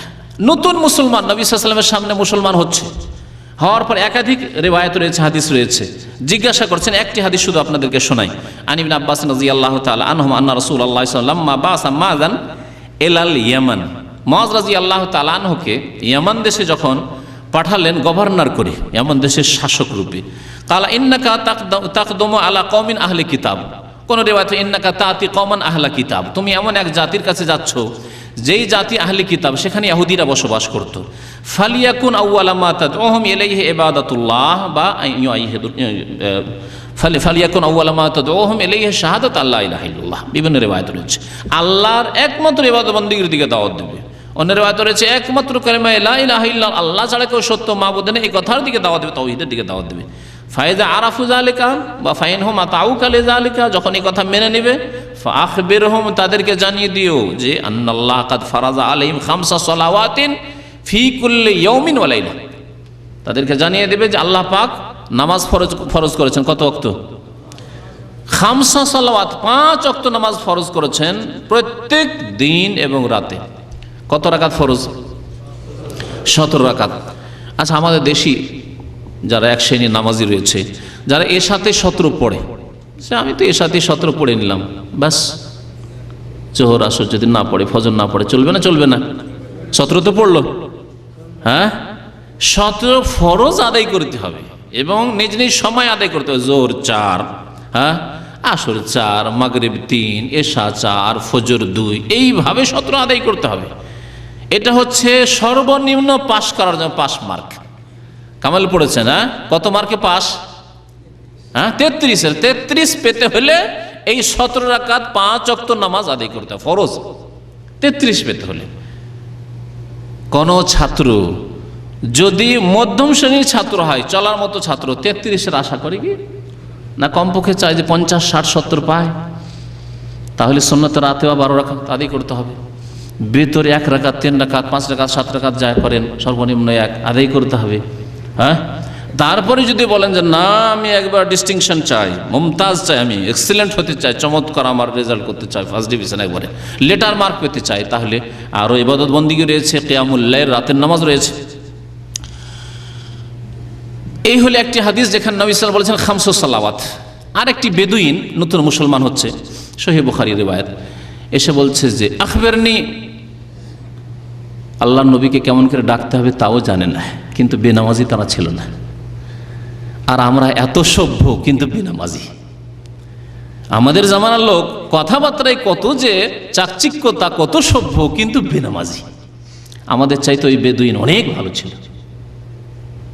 যে বেদুইন বলছে ইয়া মুহাম্মদ, হে মুহাম্মদ সাল্লাল্লাহু আলাইহি সাল্লাম, আল্লাহর নবীকে এইভাবে ডাকা আল্লাহ পাক কোরআন নিষেধ করেছেন, তার জানা ছিল না, সেই জন্য সে মাজুর। কিন্তু আমার আপনার জানা আছে, ইয়া রাসূল আল্লাহ বলে ডাকতে হবে, ইয়া নবী আল্লাহ বলে ডাকতে হবে। আখবিরনি মাযা ফারাদাল্লাহু আলাইয়া মিনাস সালাওয়াত, বলুন আমার উপর নামাজ আল্লাহ কতটুকু ফরজ করেছেন। নবী করিম সাল্লাল্লাহু আলাইহি সাল্লাম অসন্তুষ্ট হচ্ছেন না। আমাদের নাম ধরে যদি ডাকে, কোনো আলেমের নাম ধরে যদি ডাকে, তাহলে খবর আছে, তাই না? জবাব দেওয়া তো দূরের কথা, মনে হয় কি যে করবে তো আল্লাহ পাক জানে। কোথায় আমাদের তাকওয়া আর কোথায় রাসূলুল্লাহ সাল্লাল্লাহু আলাইহি ওয়াসাল্লামের তাকওয়া? আতকা, যেন বলা হয়েছে ইন্নী আতকাকুম লিল্লাহ, আমি তোমাদের মধ্যে সবচাইতে বেশি মুত্তাকি, আল্লাহ ভীরু। আর আমাদের মধ্যে অহংকার এমন ঠিক আছে, আরে নাম বলছে, আর কোন এক আলেমকে, হুজুরকে নাকি ভাই বলে দিয়েছে, হ্যাঁ আমাকে ভাই, হ্যাঁ, অথচ রাসূলুল্লাহ সাল্লাল্লাহু আলাইহি ওয়াসাল্লাম বলছেন যে ইখওয়ানিল্লাযী লাম ইয়াতু বাদু, এখন পর্যন্ত যে মুমিন মুমিনাত মুসলিমরা এখন আসেনি, কিয়ামত পর্যন্ত আসবে, তারা আমার ভাই। নবী সাল্লাল্লাহু আলাইহি ওয়াসাল্লাম ভাই বলাকে তো বরণ করছেন, আর কোন আলেমকে শুধু ভাই বলে যে ভাই কেমন আছেন, আরে ভাই মানে আমি কিসের ভাই, আবার আমি শেখ বা আমি মৌলানা, আমাকে আবার ভাই। আজকালকার জামানার আলেম সমাজের অবস্থা এরকম। আলেম নিজের নাম লিখে আমি মৌলানা অমুক, চিঠি লিখছে, দেখবেন কোনো মাস্টারকে দেখবেন স্কুলের মাস্টার যে মাস্টার অমুক লিখছে, ওরা চালাক, দুনিয়ার ক্ষেত্রে চালাক। কোনো প্রফেসর সাধারণত লিখবে না হয়তো যে প্রফেসর অমুক, কিন্তু হজরত মৌলানা অমুক, আর যদি হজ করে যেতে আলহাজ মৌলানা অমুক, নিজে কি করে লিখবে? আর যদি আপনাকে মৌলানা না বলে যদি ভাই বলে দেয় আর যদি নাম বলে দেয়, তাহলে তো আল্লাহ জানে কি হবে। রাসূলুল্লাহ সাল্লাল্লাহু আলাইহি ওয়াসাল্লাম বলছেন খামসু সালাওয়াতিন ফি কুল্লি ইয়াউমিন ওয়া লাইলা। শোনো বেদুইন, তুমি জিজ্ঞাসা করলে যে নামাজ কত ফরজ, খামসু সালাত, 5 ওয়াক্ত নামাজ, আল্লাহ 4 কবুল করবেন না। সুতরাং ওই সব ভাইদেরকে বিশেষ করে বলছি যারা শহরে বাস করেন আর রাত্রে হারাম দৃশ্য দেখে জাগেন, অথবা এমনিতে জাগা অভ্যাস হয়ে গেছে, সকলে জাগছে, ছেলেমেয়েরা ঘুমাচ্ছে না, রাত 12টা 1টা পর্যন্ত বসেই থাকেন, কেউ টিভির সামনে, কেউ পত্রপত্রিকা, কেউ পড়াশোনায়, কেউ ভালো কাজে, কেউ মন্দ কাজে, এইরকম বিলম্ব করার পরে ফজরতে জাগতে পারেন না। অধিকাংশ শহরবাসী আজকাল ফজরের নামাজে জাগতে পারে না, কারণ রাত্রে বেশি জাগে তারা, ফজর পড়েন না। শোনেন, নবী সাল্লাল্লাহু আলাইহি ওয়াসাল্লাম বলেছেন আল্লাহ পাক কবুল করবেন খামসু সালাওয়াত, 5 ওয়াক্ত নামাজ, 4 ওয়াক্ত আল্লাহ কবুল করবেন। সূর্য ওঠার পরে নামাজ পড়বেন, জাগতে পারি না, রাত 12টা 1টায় শুই, ছেলে মেয়েরা ঘুমাই না, কি করব, আল্লাহ পাক এইরকম নামাজ কবুল করবেন না। নামাজের হেফাজত করতে হলে 5 ওয়াক্ত পড়তে হবে, সর্বদাই 5 ওয়াক্ত পড়তে হবে, 4 পড়লে হবে না। 2 নম্বর দিক, সেটা হচ্ছে নামাজে স্থায়িত্ব হইতে হবে। এক হচ্ছে 5 ওয়াক্ত পড়লেন, কিন্তু রমজানে শুধু 5 ওয়াক্ত পড়লেন, তাই না? 5 ওয়াক্ত তো পড়লেন, যতদিন পড়লেন 5 ওয়াক্ত পড়লেন, আর তারপরে স্থায়িত্ব নেই, মাঝে মাঝে ছেড়ে দিলেন, কখনো বা 2-4-10 মাস ছেড়ে দিলেন, কিছুদিন রমজানের জেরে কিছুদিন 1 মাস চললো, আর তারপরে ছুটে গেল, তারপর রমজানের কিছুদিন আগে শুরু করে দিলেন। আমাদের দেশের যেসব লোকদের আত্মীয় স্বজন আপনজন মারা যায়, বাবা মারা গেছে কিছুদিন নামাজি হয়ে গেল, দেখেছেন এরকম না? মা মারা গেছে বেশ কিছুদিন মুসল্লি হয়ে গেল, ছেলে মারা গেছে, স্ত্রী মারা গেছে, ওই মুসল্লি হয়ে গেল, ভালো মুসল্লি। আর তারপরে যখন শোক শেষ, নামাজ শেষ, শোক শেষ, নামাজ শেষ, হিন্দুদের ক্রিয়াকর্মের মতো, হ্যাঁ, মাথা নেড়া করে, কেউ মারা গেলে ক্রিয়াকর্ম সব করে, তো ওই রকম ব্যাপার সাফারিদের। আল্লাহ পাক রব্বুল আলামিন নামাজের হেফাজত করতে বলেছেন, নামাজ কায়েম করতে বলেছেন, তখনই কায়েম হবে যখন নামাজ স্থায়ীভাবে সারা জীবন নামাজ পড়বেন, হাত্তাল মওত, মওত পর্যন্ত।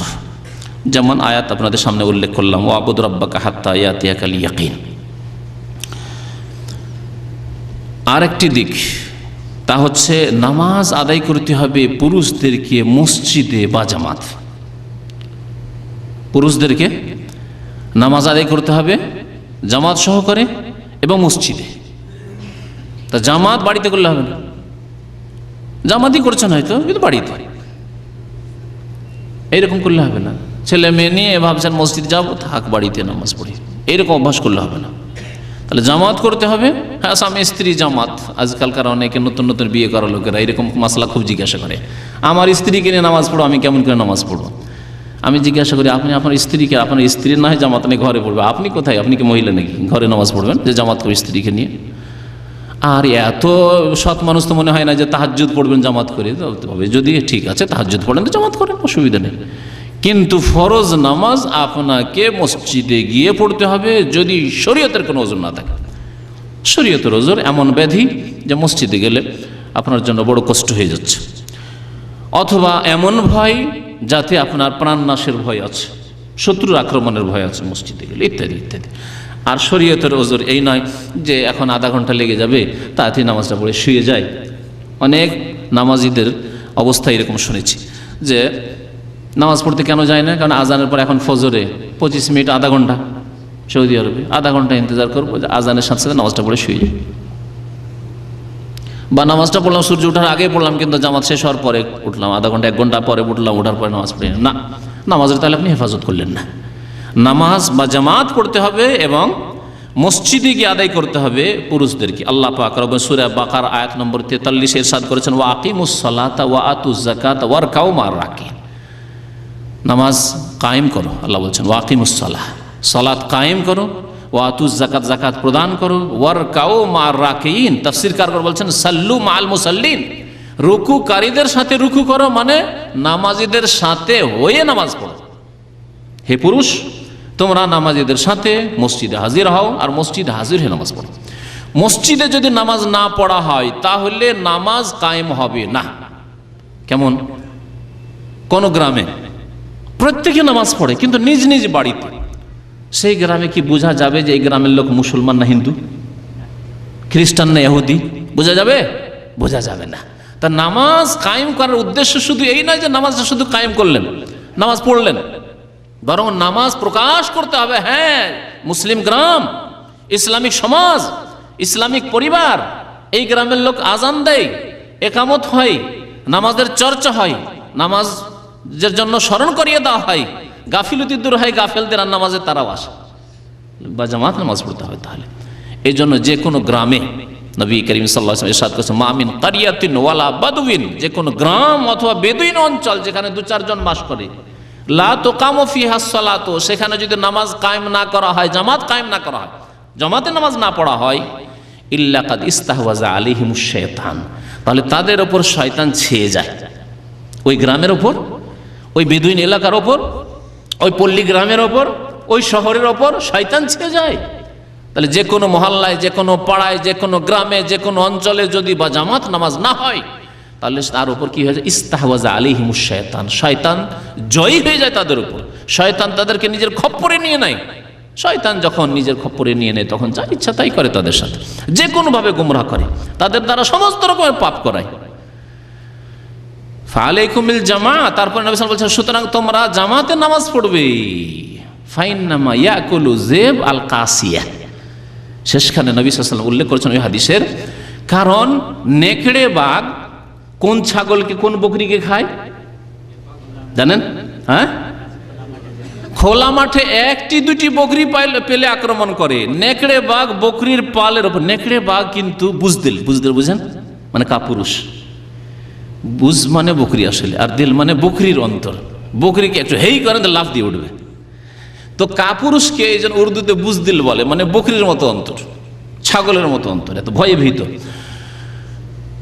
নেকড়ে বাঘ, বাঘ নাম বাঘ কিন্তু এত কাপুরুষ যে 5টি বকরি 7টি বকরি যে এক জায়গায় থাকে আক্রমণ করবে না ভয়ে, কি জানি কি হয়। নবী করিম সাল্লাল্লাহু আলাইহি ওয়াসাল্লাম বলছেন, ফাইন্নামা ইয়াকুলু যিব, যিব নেকড়ে বাঘ, নেকড়ে বাঘ কোন বকরিকে ধরে খায়, কোন ছাগলকে ধরে খায়? আল কাসিয়া, যেটি বকরির পাল যে রয়েছে, ছাগলের পাল, সেখান থেকে দূরে সরে একাই যে বকরি থাকে সেই বকরি খায়। সুতরাং যেই সব মুসলিমরা জামাতে নামাজ পড়বে না সেগুলিকে শয়তান ইবলিস নেকড়ে বাঘে খেয়ে নেবে। এ হচ্ছে উদ্দেশ্য নবী করিম সাল্লাল্লাহু আলাইহি ওয়াসাল্লামের এই উদাহরণ পেশ করার। নামাজের হেফাজতের আরেকটি দিক হচ্ছে যে নামাজ সময় মতো আদায় করতে হবে, ওয়াক্ত মোতাবেক, যদি আনুষঙ্গিক আলোচনা এসেছে। নামাজ সময় মতো আদায় করতে হবে। হ্যাঁ, 4 নম্বর এটি, ওয়াক্তে আদায় করতে হবে, ওয়াক্তের আগেও নয় পরে নয়। মক্কাতুল মুকাররমায় নামাজ ফরজ হলো, তাই না? নবী করিম সাল্লাল্লাহু আলাইহি ওয়াসাল্লাম মেরাজ থেকে ফিরে আসলেন, নামাজ ফরজ। মুয়াত্তা মালিকে হাদিস রয়েছে, মুয়াত্তা মালিকে হাদিস রয়েছে। নবী করিম সাল্লাল্লাহু আলাইহি ওয়াসাল্লাম বলেছেন, আম্মানি জিবরিল আলাইহিস সালাতু ওয়াস সালাম ইনদাল বাইতে ইয়াউমাইন, আমার ইমামতি করেছেন জিবরাইল আলাইহিস সালাম বাইতুল্লাহর নিকটে 2 দিন ধরে। 2 দিন ধরে নবী করিম সাল্লাল্লাহু আলাইহি ওয়াসাল্লাম মুক্তাদি আর ইমামকে জিবরাইল আলাইহিস সালাম ফেরেশতা। একদিন প্রথম ওয়াক্তে নামাজ পড়ালেন, যেমনই প্রথম ওয়াক্ত হয় ফজরের, জোহরের, যেমনই মাথার উপর থেকে সূর্য একটু গড়লো, এজা ওয়াক্তু জোহর ইযা জালাতিশ শামস, সূর্য গড়লে একদিন এইরকম করে আউয়াল ওয়াক্তে, আর দ্বিতীয় দিন শেষ ওয়াক্তে একবারে। এইভাবে 2 দিন নামাজ পড়ালেন। পড়িয়ে দেওয়ার পরে বললেন, ইয়া মুহাম্মদ সাল্লাল্লাহু আলাইহি ওয়াসাল্লাম আল ওয়াক্তু মা বাইনা হাযাইন, এই যে 2 দিন যে নামাজ পড়ালাম, একদিন প্রথম ওয়াক্তে আউয়াল ওয়াক্তে আর একদিন আখিরি ওয়াক্তে শেষ ওয়াক্তে, এর মাঝখানে হচ্ছে নামাজের ওয়াক্ত, এর মাঝেই নামাজ পড়তে হবে। উত্তম হচ্ছে আউয়াল ওয়াক্তে নামাজ পড়া, কিন্তু কেউ যদি মধ্যম ওয়াক্তে পড়ে, শেষ ওয়াক্তেও কখনো পড়ে, তো নামাজ কবুল হবে। কিন্তু শেষ ওয়াক্তের পরে কেউ যদি পড়ে নামাজ কবুল হবে না। তা নামাজ ওয়াক্ত মোতাবেক পড়তে হবে, এই কথা আল্লাহ পাক কোরআনে কারীমে উল্লেখ করেছেন। স্বয়ং সূরা নিসার আয়াত নম্বর 103 মহান আল্লাহ ইরশাদ করেছেন, ফাকিমুস সালাত ফাইজাত মানান্তুম ফাকিমুস সালাহ। যুদ্ধের অবস্থা উল্লেখ করতে গিয়ে, জিহাদের অবস্থা উল্লেখ করতে গিয়ে আল্লাহ বলছেন, যখন তোমরা শান্ত হয়ে থাকবে, মানে এখন যুদ্ধের অবস্থানে, যুদ্ধের অবস্থা থাকলে তখন নামাজের যুদ্ধের বিশেষ তরিকা যেখানে বয়ান করা হয়েছে। তারপরে আল্লাহ পাক বলছেন ফাকিমুস সালাতা, সুতরাং নামাজ কায়েম করবে। ইন্নাস সালাতা কানাত আলাল মুমিনিনা কিতাবাম মাওকুতা, নিশ্চয় নামাজ মুমিনদের ওপর কিতাবান মানে মাফরুজান ফরজ করা হয়েছে, কুতিবা মানে ফরজ। আল্লাহ যেন রোজা সম্পর্কে কি বলছেন, কুতিবা আলাইকুমুস সিয়াম। কিসাস সম্পর্কে আল্লাহ কি বলছেন, কুতিবা আলাইকুম আল কিসাস।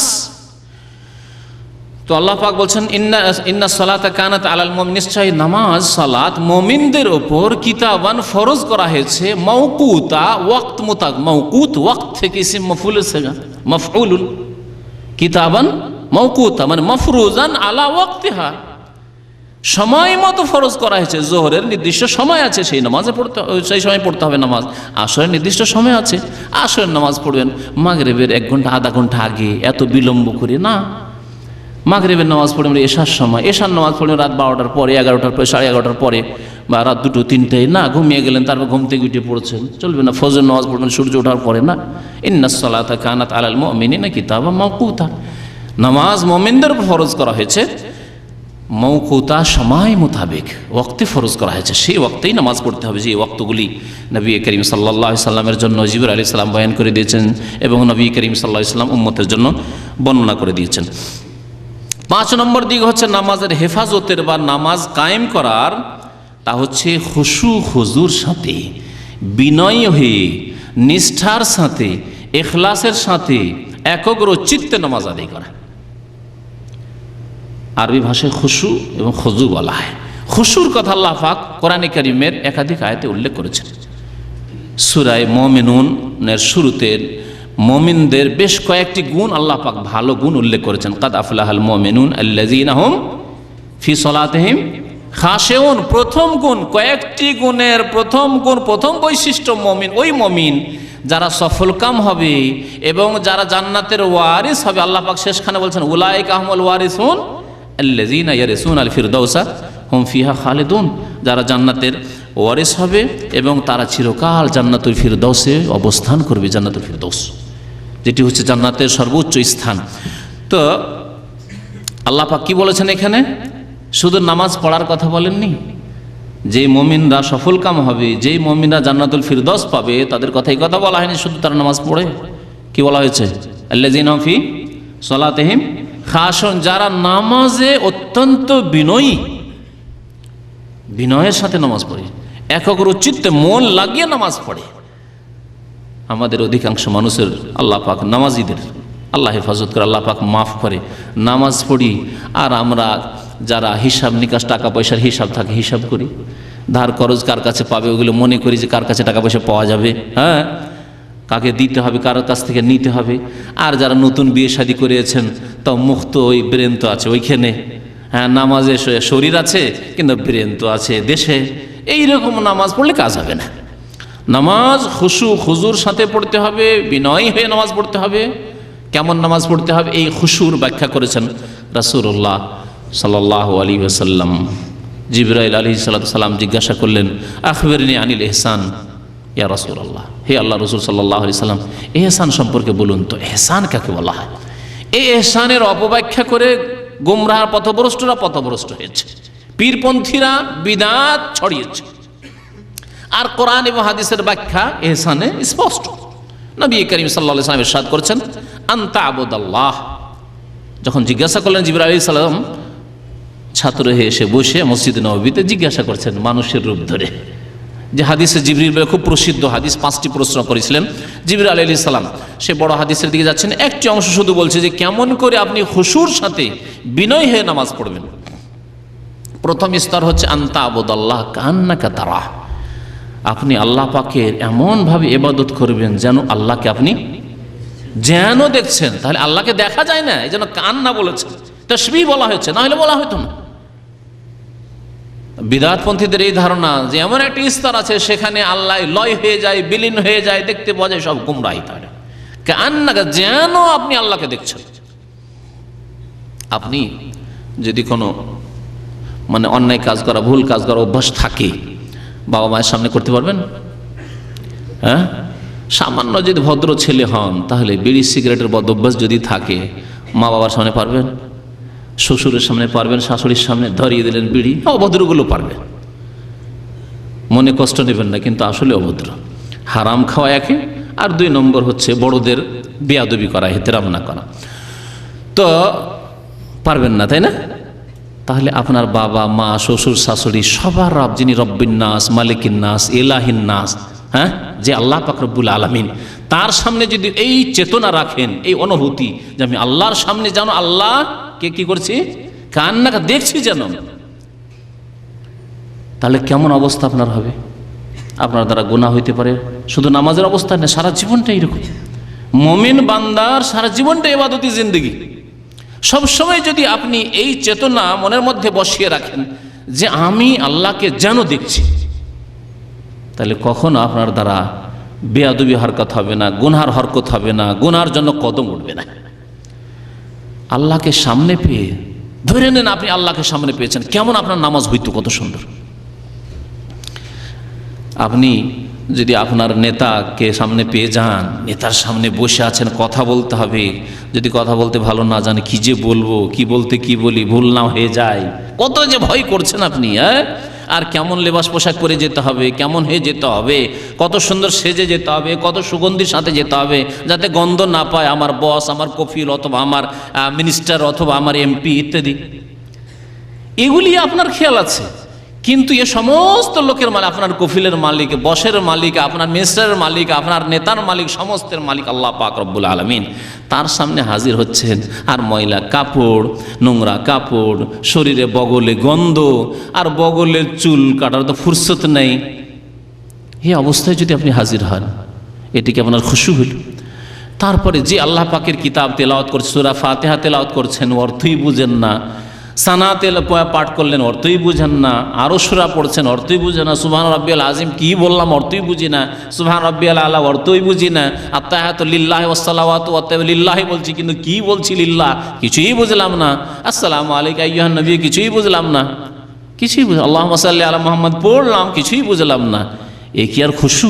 তাহলে খুশু তৈরি করতে হলে যা বলছে আমি নামাজের মধ্যে তা বুঝতে হবে, অনুধাবন করতে হবে, এবং মন লাগিয়ে পড়তে হবে, সেদিকে মন লাগাতে হবে, সেজদার দিকে দৃষ্টিকে নিবদ্ধ করতে হবে, এইভাবে নামাজ আদায় করতে হবে।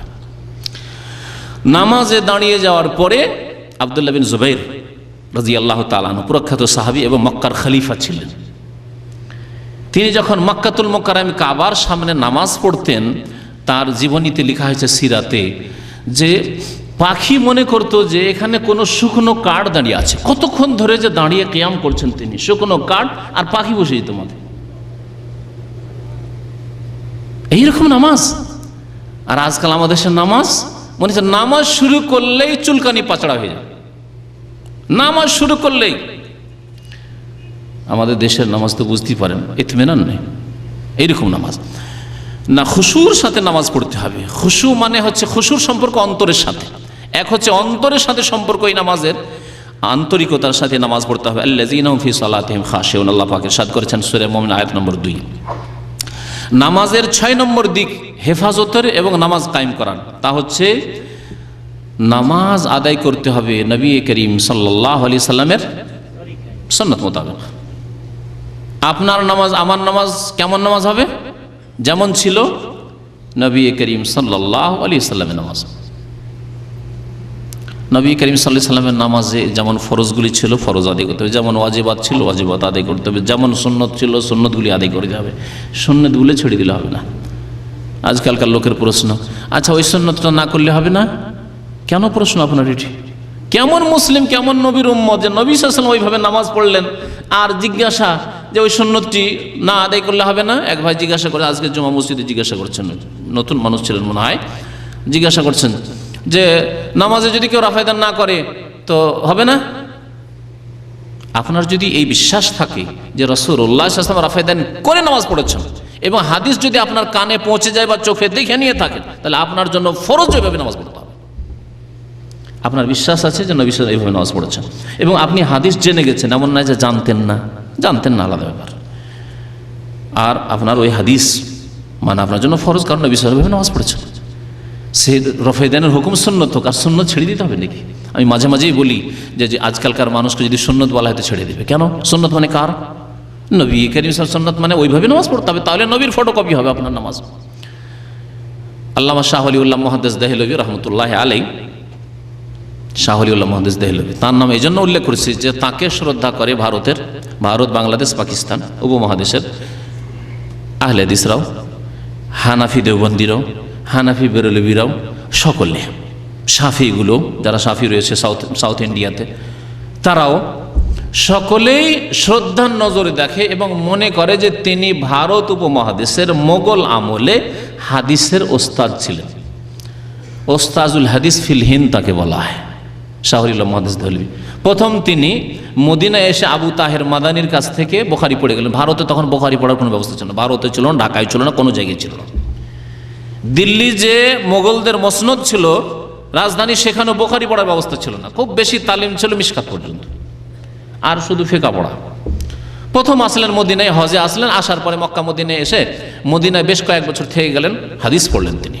বুখারী পড়ার পরে বগলে করে বুখারী নিয়ে গেলেন, প্রথম বুখারী দার্স শুরু করলেন গিয়ে দিল্লিতে তিনি, শাহ ওলিউল্লাহ মুহাদ্দিস দেহলভী। তার পিতা শাহ আব্দুর রহিম দেহলভী, তিনি বাদশাহ আওরঙ্গজেব যে আলমগীর, দীর্ঘদিন তিনি বাদশাহী করেছেন ভারতের এবং খুব ন্যায় পরায়ণ বাদশাহ ছিলেন। তার যে ওলামা পরিষদ ছিল, ওলামা কাউন্সিল মজলিস ছিল, তার একজন গুরুত্বপূর্ণ সদস্য যারা ফাতোয়া আলমগীরি লিখেছেন, ফাতোয়া আলমগীরি যারা সংকলন করেছেন, তাদের একজন ছিলেন এই শাহ ওলিউল্লাহ মুহাদ্দিস দেহলভীর বাবা শাহ আব্দুর রহিম দেহলভী। শাহ ওলিউল্লাহ মুহাদ্দিস দেহলভীকে জিজ্ঞাসা করা হয় রফুল ইয়াদাইন সম্পর্কে। আমি যদি বলি রফুল ইয়াদাইন, তো একজন বলবে মনসুখ হয়ে গেছে, আর একজন বলবে না আমাদের মযহাবে নেই। শাহ ওলিউল্লাহ মুহাদ্দিস দেহলভী কি ছিলেন? বংশগত হানাফি ছিলেন, কিন্তু কোরআন সুন্নাহর বাইরে ছিলেন, কোরআন সুন্নাহর কাছাকাছি ছিলেন। সেই জন্য তাকে যখন জিজ্ঞাসা করা হলো রফুল ইয়াদাইন সম্পর্কে, এবং শুধু জিজ্ঞাসা না, তার কিতাবে আজ পর্যন্ত মওজুদ আছে। যেসব ভাইয়েরা কওমি মাদ্রাসা সম্পর্কে খোঁজ রাখেন, দাওরায়ে হাদিসে এই কিতাব পড়া হয়, হানাফি মাদ্রাসায় পড়া হয়, আহলে হাদিস মাদ্রাসায় পড়া হয়, অন্য দেওবন্দি বেরেলভী সব মাদ্রাসাগুলিতে পড়া হয়। হুজ্জাতুল্লাহুল বালেগায় তিনি উল্লেখ করছেন রফুল ইয়াদাইন সম্পর্কে, দুই হাত উঠানো যে তাকবীরে তাহরিমার সাথে, ওখানে তো সবাই মানে, কিন্তু রুকুতে যাওয়ার সময়, রুকু থেকে ওঠার সময়, তাই না, আর 3 রাকাত বা 4 রাকাত বিশিষ্ট নামাজে যখন প্রথম তাশাহুদ থেকে উঠবেন, এই সময়গুলিতে। এগুলি হচ্ছে ইখতিলাফ, যে করব না ফুকাহায়ে কেরামদের ইখতিলাফ রয়েছে। ইখতিলাফের সমাধান আল্লাহ কি বলেছেন? ফারুদ্দুহু ইলাল্লাহি ওয়া রাসূল ফাইন তানাযাআতুম ফি শাইইন, কোনো ব্যাপার ইখতিলাফ হলে আল্লাহর দিকে ফিরে আসো আর রাসূলের দিকে ফিরে আসো। তখন আর অন্য মানুষের কাছ থেকে ফয়সালা না আসবে, কারণ মানুষরাই তো ইখতিলাফ করছে, আলেমরাই তো ইখতিলাফ করছে, ফুকাহারা ইখতিলাফ করছেন, তো কার কাছ থেকে ফয়সালা নেবেন? ফয়সালা নেন এমন জায়গা থেকে যেখানে ইখতিলাফ শেষ হয়ে যায়, আল্লাহ পাকের কাছ থেকে, কোরআনে কারিমে থাকলে, আর না হলে রাসূলুল্লাহ সাল্লাল্লাহু আলাইহি ওয়াসাল্লামের হাদিস থেকে। তার ভাষায় আমি মুখস্থ করে বলছি, কারণ এই কিতাব আমি পড়েছি এবং পড়িয়েছিও। হুজ্জাতুল্লাহিল বালেগা শুনেন, ওয়াল্লাযী ইয়ারফাউ, তিনি বলছেন যারা রফুল ইয়াদাইন করে, আহাব্বু ইলাইয়া মিম্মান লা ইয়ারফা, ওদেরকে আমি বেশি ভালোবাসি। আহাব্বু ইসম তাফজিল, ওরা আমার নিকট অধিক প্রিয় ওই লোকদের চাইতে যারা মিম্মান লা ইয়ারফা, যারা রফুল ইয়াদাইন করে না। রুকু গেল ওইভাবে, রুকু থেকে উঠলো তো হাত উঠালো না উপরে, তাদের চাইতে বেশি আমি ভালোবাসি কাদেরকে? যারা রফুল ইয়াদাইন করেন। কেন? ব্যক্তি স্বার্থে, দুনিয়াবি গরজে, তাদের সাথে আত্মীয়তা আমার বেশি না, কারণ লে আন্না আহাদিস রাফএ আকসারু ওয়া আসবাতু, তিনি বলছেন কারণ রফুল ইয়াদাইনের হাদিসগুলির সংখ্যা বেশি। আকসার মানে কাসিরের ইসম তাফজিল, অনেক বেশি। আর আসবাতু, সাবেতের ইসম তাফজিল হচ্ছে আসবাতু, মানে অধিক বলিষ্ঠ, অধিক মজবুত। তাহলে হাত উঠিয়ে নামাজ পড়ার হাদিসগুলি, রফুল ইয়াদাইন করার হাদিসগুলি বেশি সংখ্যায় এবং বেশি মজবুত। এই জন্য যারা রফুল ইয়াদাইন করে তাদেরকে আমি বেশি ভালোবাসি, যদি এটি সুন্নাত। সুতরাং এই প্রশ্ন কেন উঠবে আপনার যে আমি রফুল ইয়াদাইন না করলে কি হবে? না, রফুল ইয়াদাইন যদি না করি তো কোনো ক্ষতি হবে? হ্যাঁ, জয়টা সুন্নাত ছাড়বেন তটা ক্ষতি হবে, মানে তটা নেকি কমবে, ততটি নেকি কমবে। এক সুন্নতের উপর যে আল্লাহ পাক জানে কতটি নেকি রেখেছে, 100 না 200 না 500 না 1000, আল্লাহ পাক জানে। যদি জানাজায় হাজির হয়ে ফরজে কিফায়া জানাজায় হাজির হয়ে যদি 2 কিরাত আর এক কিরাত ওহুদ পাহাড়ের সমান নেকি হয়, তাহলে নবী সাল্লাল্লাহু আলাইহি ওয়াসাল্লামের একটি সুন্নতে কত নেকি যে থাকতে পারে, ভাববেন না যে 10-20টি মনে হয় নেকি ছুটলো। আল্লাহ পাক ভালো জানেন। কাল কিয়ামতে চূড়ান্ত ফায়সালা হবে, যখন এই অসংখ্য নেকিগুলিতে মাহরুম থাকবে নবী সাল্লাল্লাহু আলাইহি ওয়াসাল্লামের সুন্নত ছেড়ে দিয়ে নামাজ পড়ার কারণে। বলছিলাম যে নামাজ পড়তে হবে নবী সাল্লাল্লাহু আলাইহি ওয়াসাল্লামের সুন্নত মোতাবেক। তার সাথে আরো মুসিবত বেড়ে যাবে যদি সুন্নত মোতাবেক নামাজ পড়লেন না, মানে বেশ কিছু সুন্নত ছাড়লেন আর তার সাথে সাথে বিদাত বাড়ালেন, তাহলে কি বিপদ হবে, মহাবিপদ।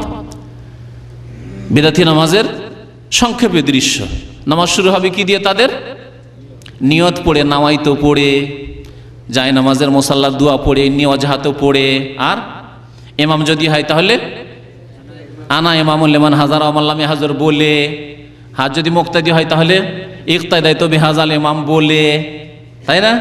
তারপর নামাজ শুরু হবে, তখন পায়ে পা গ্যাপ রাখতে হবে, একটু শয়তানের জন্য জায়গা রাখতে হবে, হবে না? রাখে না নাকি? আজকে জুমা মসজিদে 2 দিকে 2টা পড়েছে ওই রকম। আমার সুন্নত নামাজগুলিতে আমার ছেলেগুলি আশপাশে থাকে, কিন্তু ফরজ নামাজে তো মুসিবত হয়ে যায়, কারণ ছেলেগুলি দৌড় দেওয়ার চেষ্টা করে অন্যদের মতে, আগে গিয়ে যত আগে যেতে পারি, তো সব তো এদিক ওদিক চলে গেল, পাশে পড়লো 2টা অবাঞ্ছিত সুন্নতের খেলাফ নামাজি।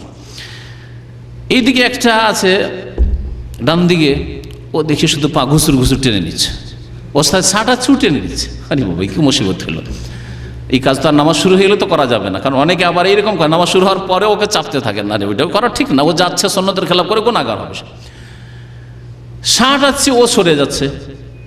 বাম দিকে যেটা আছে ওটা এক দেশি ভাই আছে, ও তো আরো সরবে। এদিকে যেটা ছিল আরো অশিক্ষিত জাহিল ছিল, দেখলাম পর দেখছি আরো ওই ইয়ামানি বা ওই জাহিরগুলো হবে, তো দেখছি এটাও সরে যাচ্ছে, এরও অ্যালার্জি, চুলকানি আছে। আর এটা তো মানে জানাই আছে যে দেশি নামাজ মানে শয়তান একটা জায়গায় আধা হাত বা 4 আঙুল তো ছাড়তেই হবে, অথবা বড়দের সামনে থাকলে পায়ে পা লাগানো বেয়াদবি হয়ে যাবে, এইসব শয়তান শিখিয়ে দিয়েছে। নবী করিম সাল্লাল্লাহু আলাইহি ওয়াসাল্লাম বলছেন তারাসু, সেটে যাও, রাস মানে একবারে সীসা পিঘলানোর মতো দাঁড়াও, সুদ্দুল খালাল, ছিদ্রগুলি বন্ধ করে দাও। এগুলি কার কথা?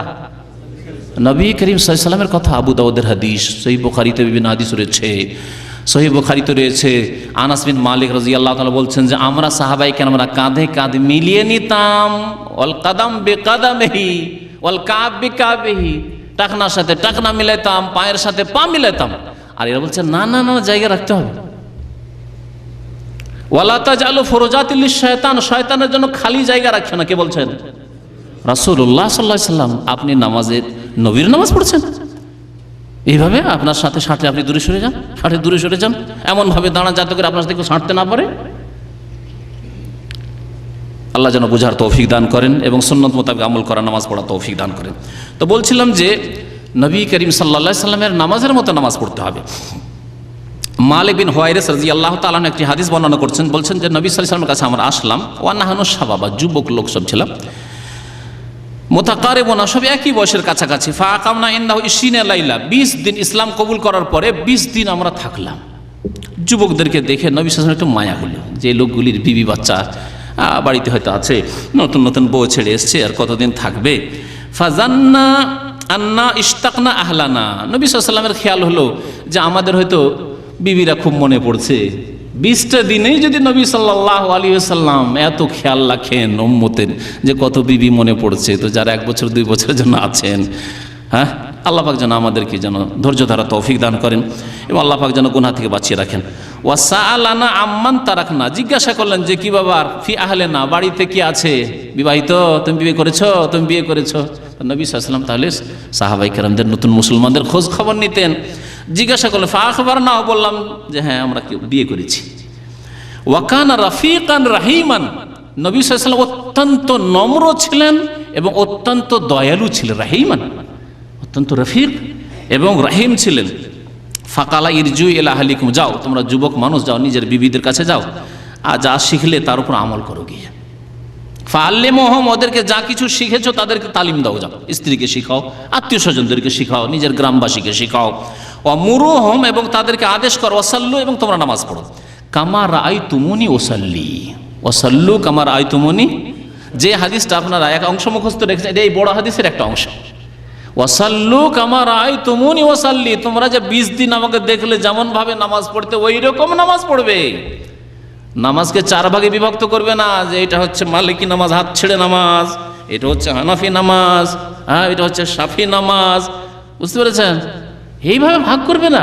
সাল্লু কামা রাআইতুমুনি ওয়াসাল্লি, যেমন নামাজ পড়তে দেখেছো ওই রকম নামাজ পড়ো। 20টা দিন দেখলে যথেষ্ট, দেখে নিয়েছো, যথেষ্ট শিখে নিয়েছো, ওইভাবেই নামাজ পড়বে। ওয়াইজা হাজারাতিস সালাত, নামাজের যখন সময় উপস্থিত হবে, ফালিউআজ্জিন লাকুম আহাদুকুম, তোমাদের একজন আজান দেবে।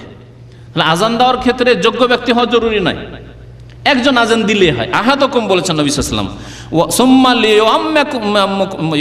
লিউআম্মাকুম আকবারুকুম, অতঃপর তোমাদের যেন ইমামতি করে তোমাদের যে বড়। বড়কে কেন ইমামতি করতে বললেন? বড় ইমামতি করবে নাকি? কে বলবে এর উত্তর?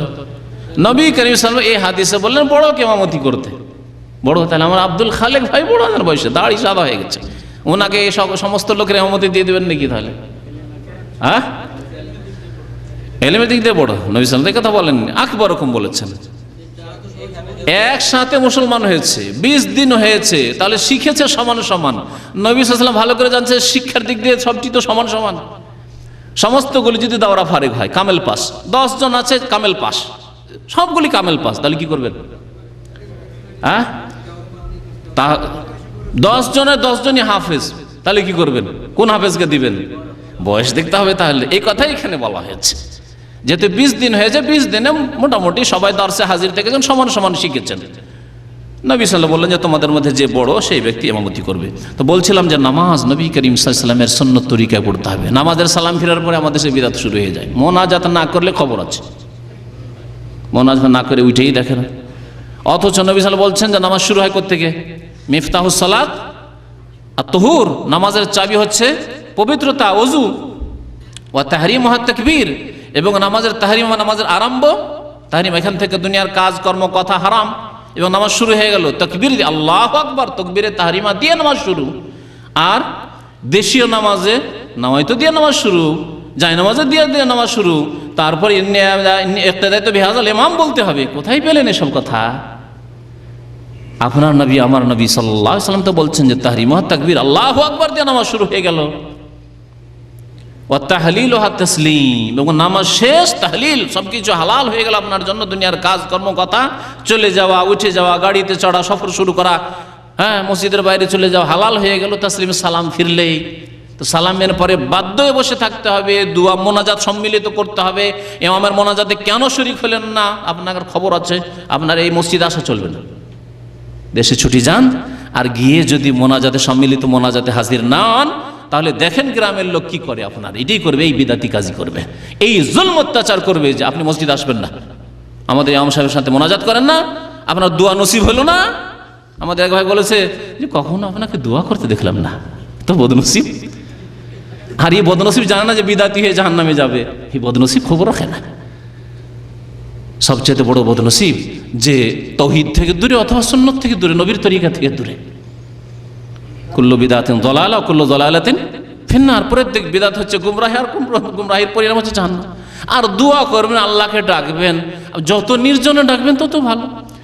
যত আপনি অন্ধকারে ডাকবেন, যেখানে আপনার ছাড়া কেউ জানতে পারলো না, আপনার স্ত্রী অনেক সময় জানতে পারলো না, তত বেশি সুন্দর করে কাঁদতে পারবেন ইখলাসের সাথে।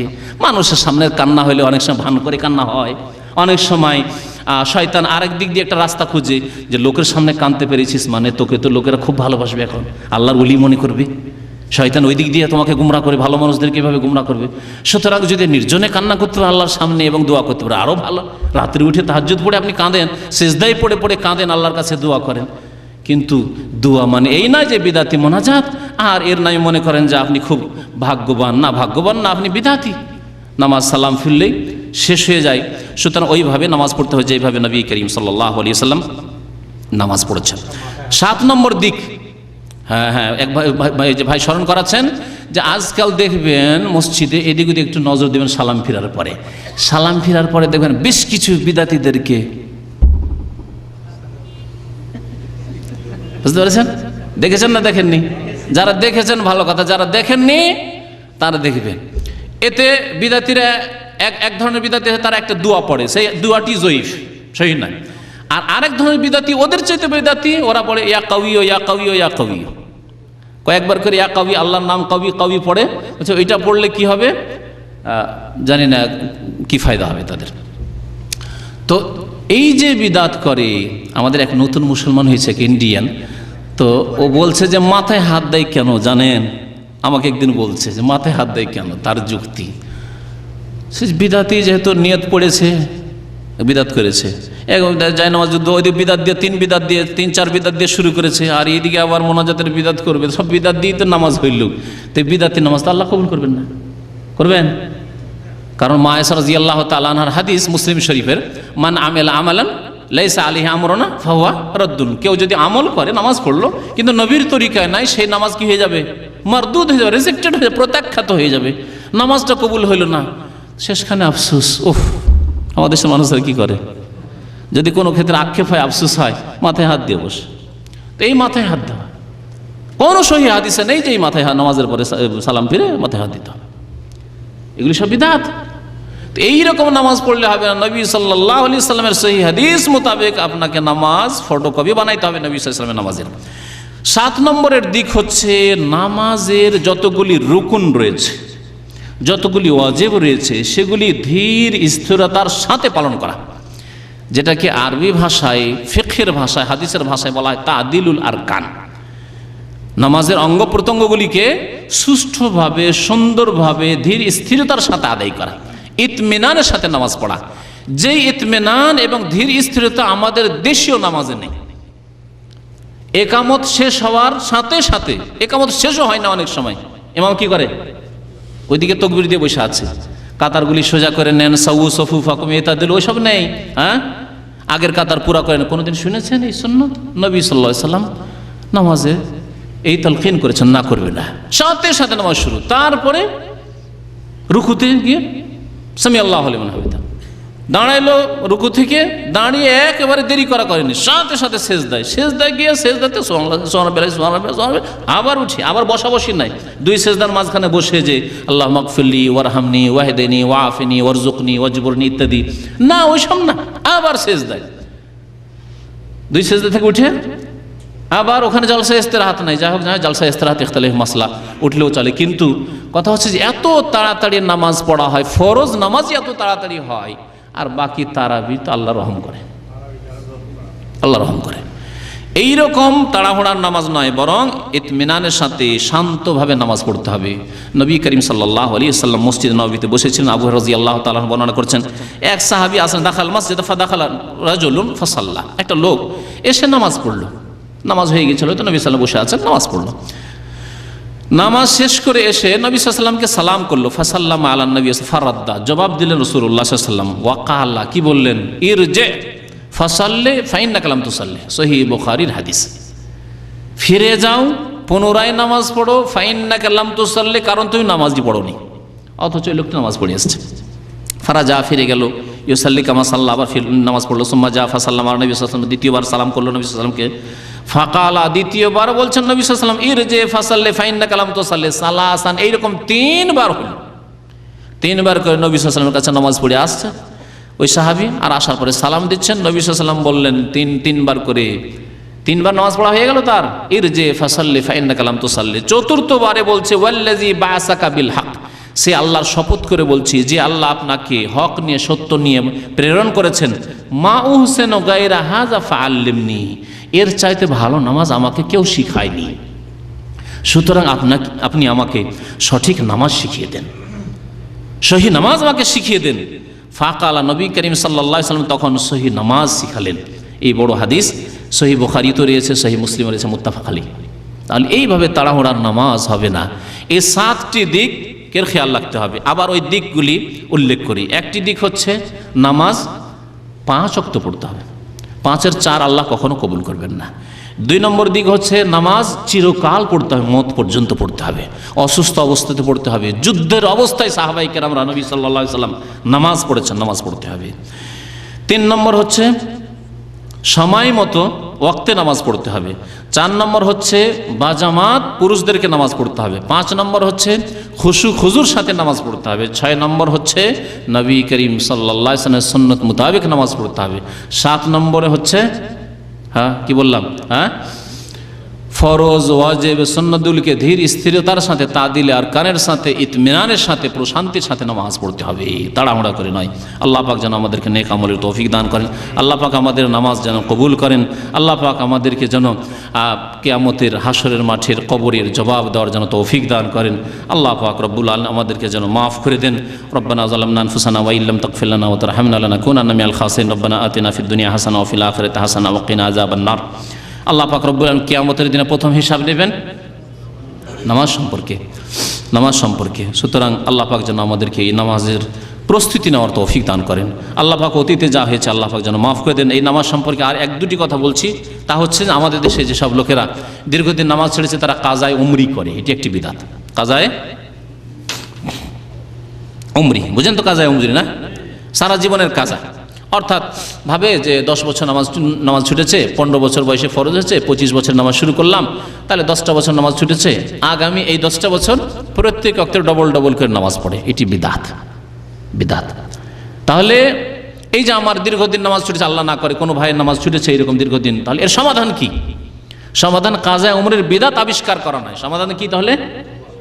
সমাধান হচ্ছে প্রথম হচ্ছে তওবা ইস্তিগফার করা বেশি। আল্লাহ তুমি মাফ করে দাও, আল্লাহ গফুরুর রহিম। আত-তাইবু মিনাজ যামবি কামান লা যামবা লাহু, যে ব্যক্তি গুনাহ থেকে তওবা করে নেয় ওই ব্যক্তির মতো হয়ে যায়, ধুয়ে সাফ হয়ে যায়। যে ব্যক্তি গুনাহই করেন ওর মতো হয়ে যায়, মানে ক্লিন হয়ে যায়। 2 নম্বর কথা যে বেশি বেশি সুন্নত, নফল, তাহাজ্জুদ, ইশরাক, দোহা এই নামাজগুলি বাড়িয়ে ও ঘাটতি পূরণ করা। নফল নামাজ দিয়ে আল্লাহ পাক কাল কিয়ামতে ঘাটতি পূরণ করবেন। একটি হাদিস এই মর্মে রয়েছে, হাসরের মাঠে যখন হিসাব হবে আর কোনো বান্দার নামাজে ঘাটতি হয়ে যাবে, আল্লাহ বলবেন দেখো উনজুর লি আবদি হাল মিন তাতাওয়ু, এই বান্দার দেখো আর কোনো নফল নামাজ আছে কিনা, তাহাজ্জুদের নামাজ আছে কিনা, তারাবির নামাজ আছে কিনা, ইশরাক দোহার নামাজ আছে কিনা, সুন্নতের রাতেবাগুলি 12 রাকাত নিয়মিত পড়েছে কিনা, ওইগুলি দিয়ে ফরজের ঘাটতি পূরণ করে দাও। কাজায়ে উমরি এক বিদআত। দ্বিতীয় বিদআত হচ্ছে আমাদের দেশে নামাজের কাফফারা ধারা। অসুস্থ হলে মৃত্যুসজ্জায় পড়লে নামাজ পড়লো না, অথচ হুঁশ আছে, নামাজ পড়লো না, 2 মাস 3 মাস 6 মাস নামাজ পড়লো না, অথবা পয়সাওয়ালা মানুষ নামাজ কেন পড়বে, ফাসেক নামাজ পড়েনি, যখন মারা গেল বিদাতি মোল্লারা দেখলো যে এটা একটা ইনকাম সোর্স, এখানে কিছু কামাই করা যেতে পারে, সুতরাং বললো যে না এতে পয়সাওয়ালা মানুষ আছে, এর কাফারা এত টাকা। আমাদের এক ভাই শোনাচ্ছিলেন যে ধনী হলে কাফারা বেশি হয়ে যায়, আবার গরিব হলে ব্যক্তি বিশেষে কাফারা কম হয়, একই নামাজের পরিমাণ কাফারার পরিমাণ কম বেশি হয়ে যায়। দেখছি এই লোকটা তো বিদেশে থাকছে, এর মা মারা গেছে, তো যত টাকা কাফারা লাগে দিয়ে সব আদায় হয়ে যাবে, সুতরাং ও বিদেশির ওপর প্রবাসীর ওপর দিল কাফারা লাগিয়ে। এই এক বিদআত। টাকা পয়সা সারা দুনিয়ার পেট্রোল, স্বর্ণ, খনিজ সম্পদ, রাজত্ব সব কিছু যদি দিয়ে দেন এক নামাজের জন্য, জোহরের নামাজের জন্য, আজকের ফজরের নামাজের জন্য, তবুও কাফারা হবে না। হাসরের মাঠে আকাঙ্ক্ষা করবে যে আল্লাহ আসমান জমিন সব কিছুর যদি মালিক হইতাম আমি, তো এগুলো দিয়ে আমি নিজেকে মুক্ত করে নিতাম, ফিদিয়া দিয়ে আমি নিজের জান আজকে ছুটিয়ে নিতাম। আল্লাহ পাক রব্বুল আলামিন সেখানে আযাব থেকে রেহাই দিবেন না। একমাত্র আযাব থেকে রেহাই পাবে ঈমান এবং নেক আমলের মাধ্যমে। আল্লাহ যেন আমাদেরকে ফরজ ওয়াজিব আদায় করার তৌফিক দান করেন, সুন্নাত মোতাবেক চলার তৌফিক দান করেন, হারাম কাজ থেকে, নাজায়েজ কাজ থেকে, অন্যায় থেকে, নিষিদ্ধ কাজ থেকে, আল্লাহ পাকের অসন্তুষ্টির কাজ থেকে আমাদেরকে বেঁচে থাকার জন্য তৌফিক দান করেন। আল্লাহ আমাদেরকে হালাল রিজিক যেন দান করেন, হালাল রিজিকে যেন আল্লাহ পাক বরকত দান করেন, হারাম থেকে আমাদেরকে যেন বাঁচিয়ে রাখেন। আল্লাহুম্মা কফিনা বিহালালিকা আন হারামিকা ওয়া আগনিনা বিফাদলিকা আম্মান সিওয়াক। রব্বানা তাকাব্বাল মিন্না ইন্নাকা আনতাস সামিউল আলিম ওয়া তুব আলাইনা ইন্নাকা আনতাত তাওয়াবুর রহিম। সাল্লাল্লাহু আলা নবিয়িনা মুহাম্মদ ওয়া আলা আলিহি ওয়া সাহবিহি আজমাইন। আজান হয়ে গেল মনে হচ্ছে নাকি? আজকে তো প্রশ্নের উত্তর দেওয়ার সময় নেই, আর দুঃখের বিষয় যে আজকে খাবারের ব্যবস্থা নেই।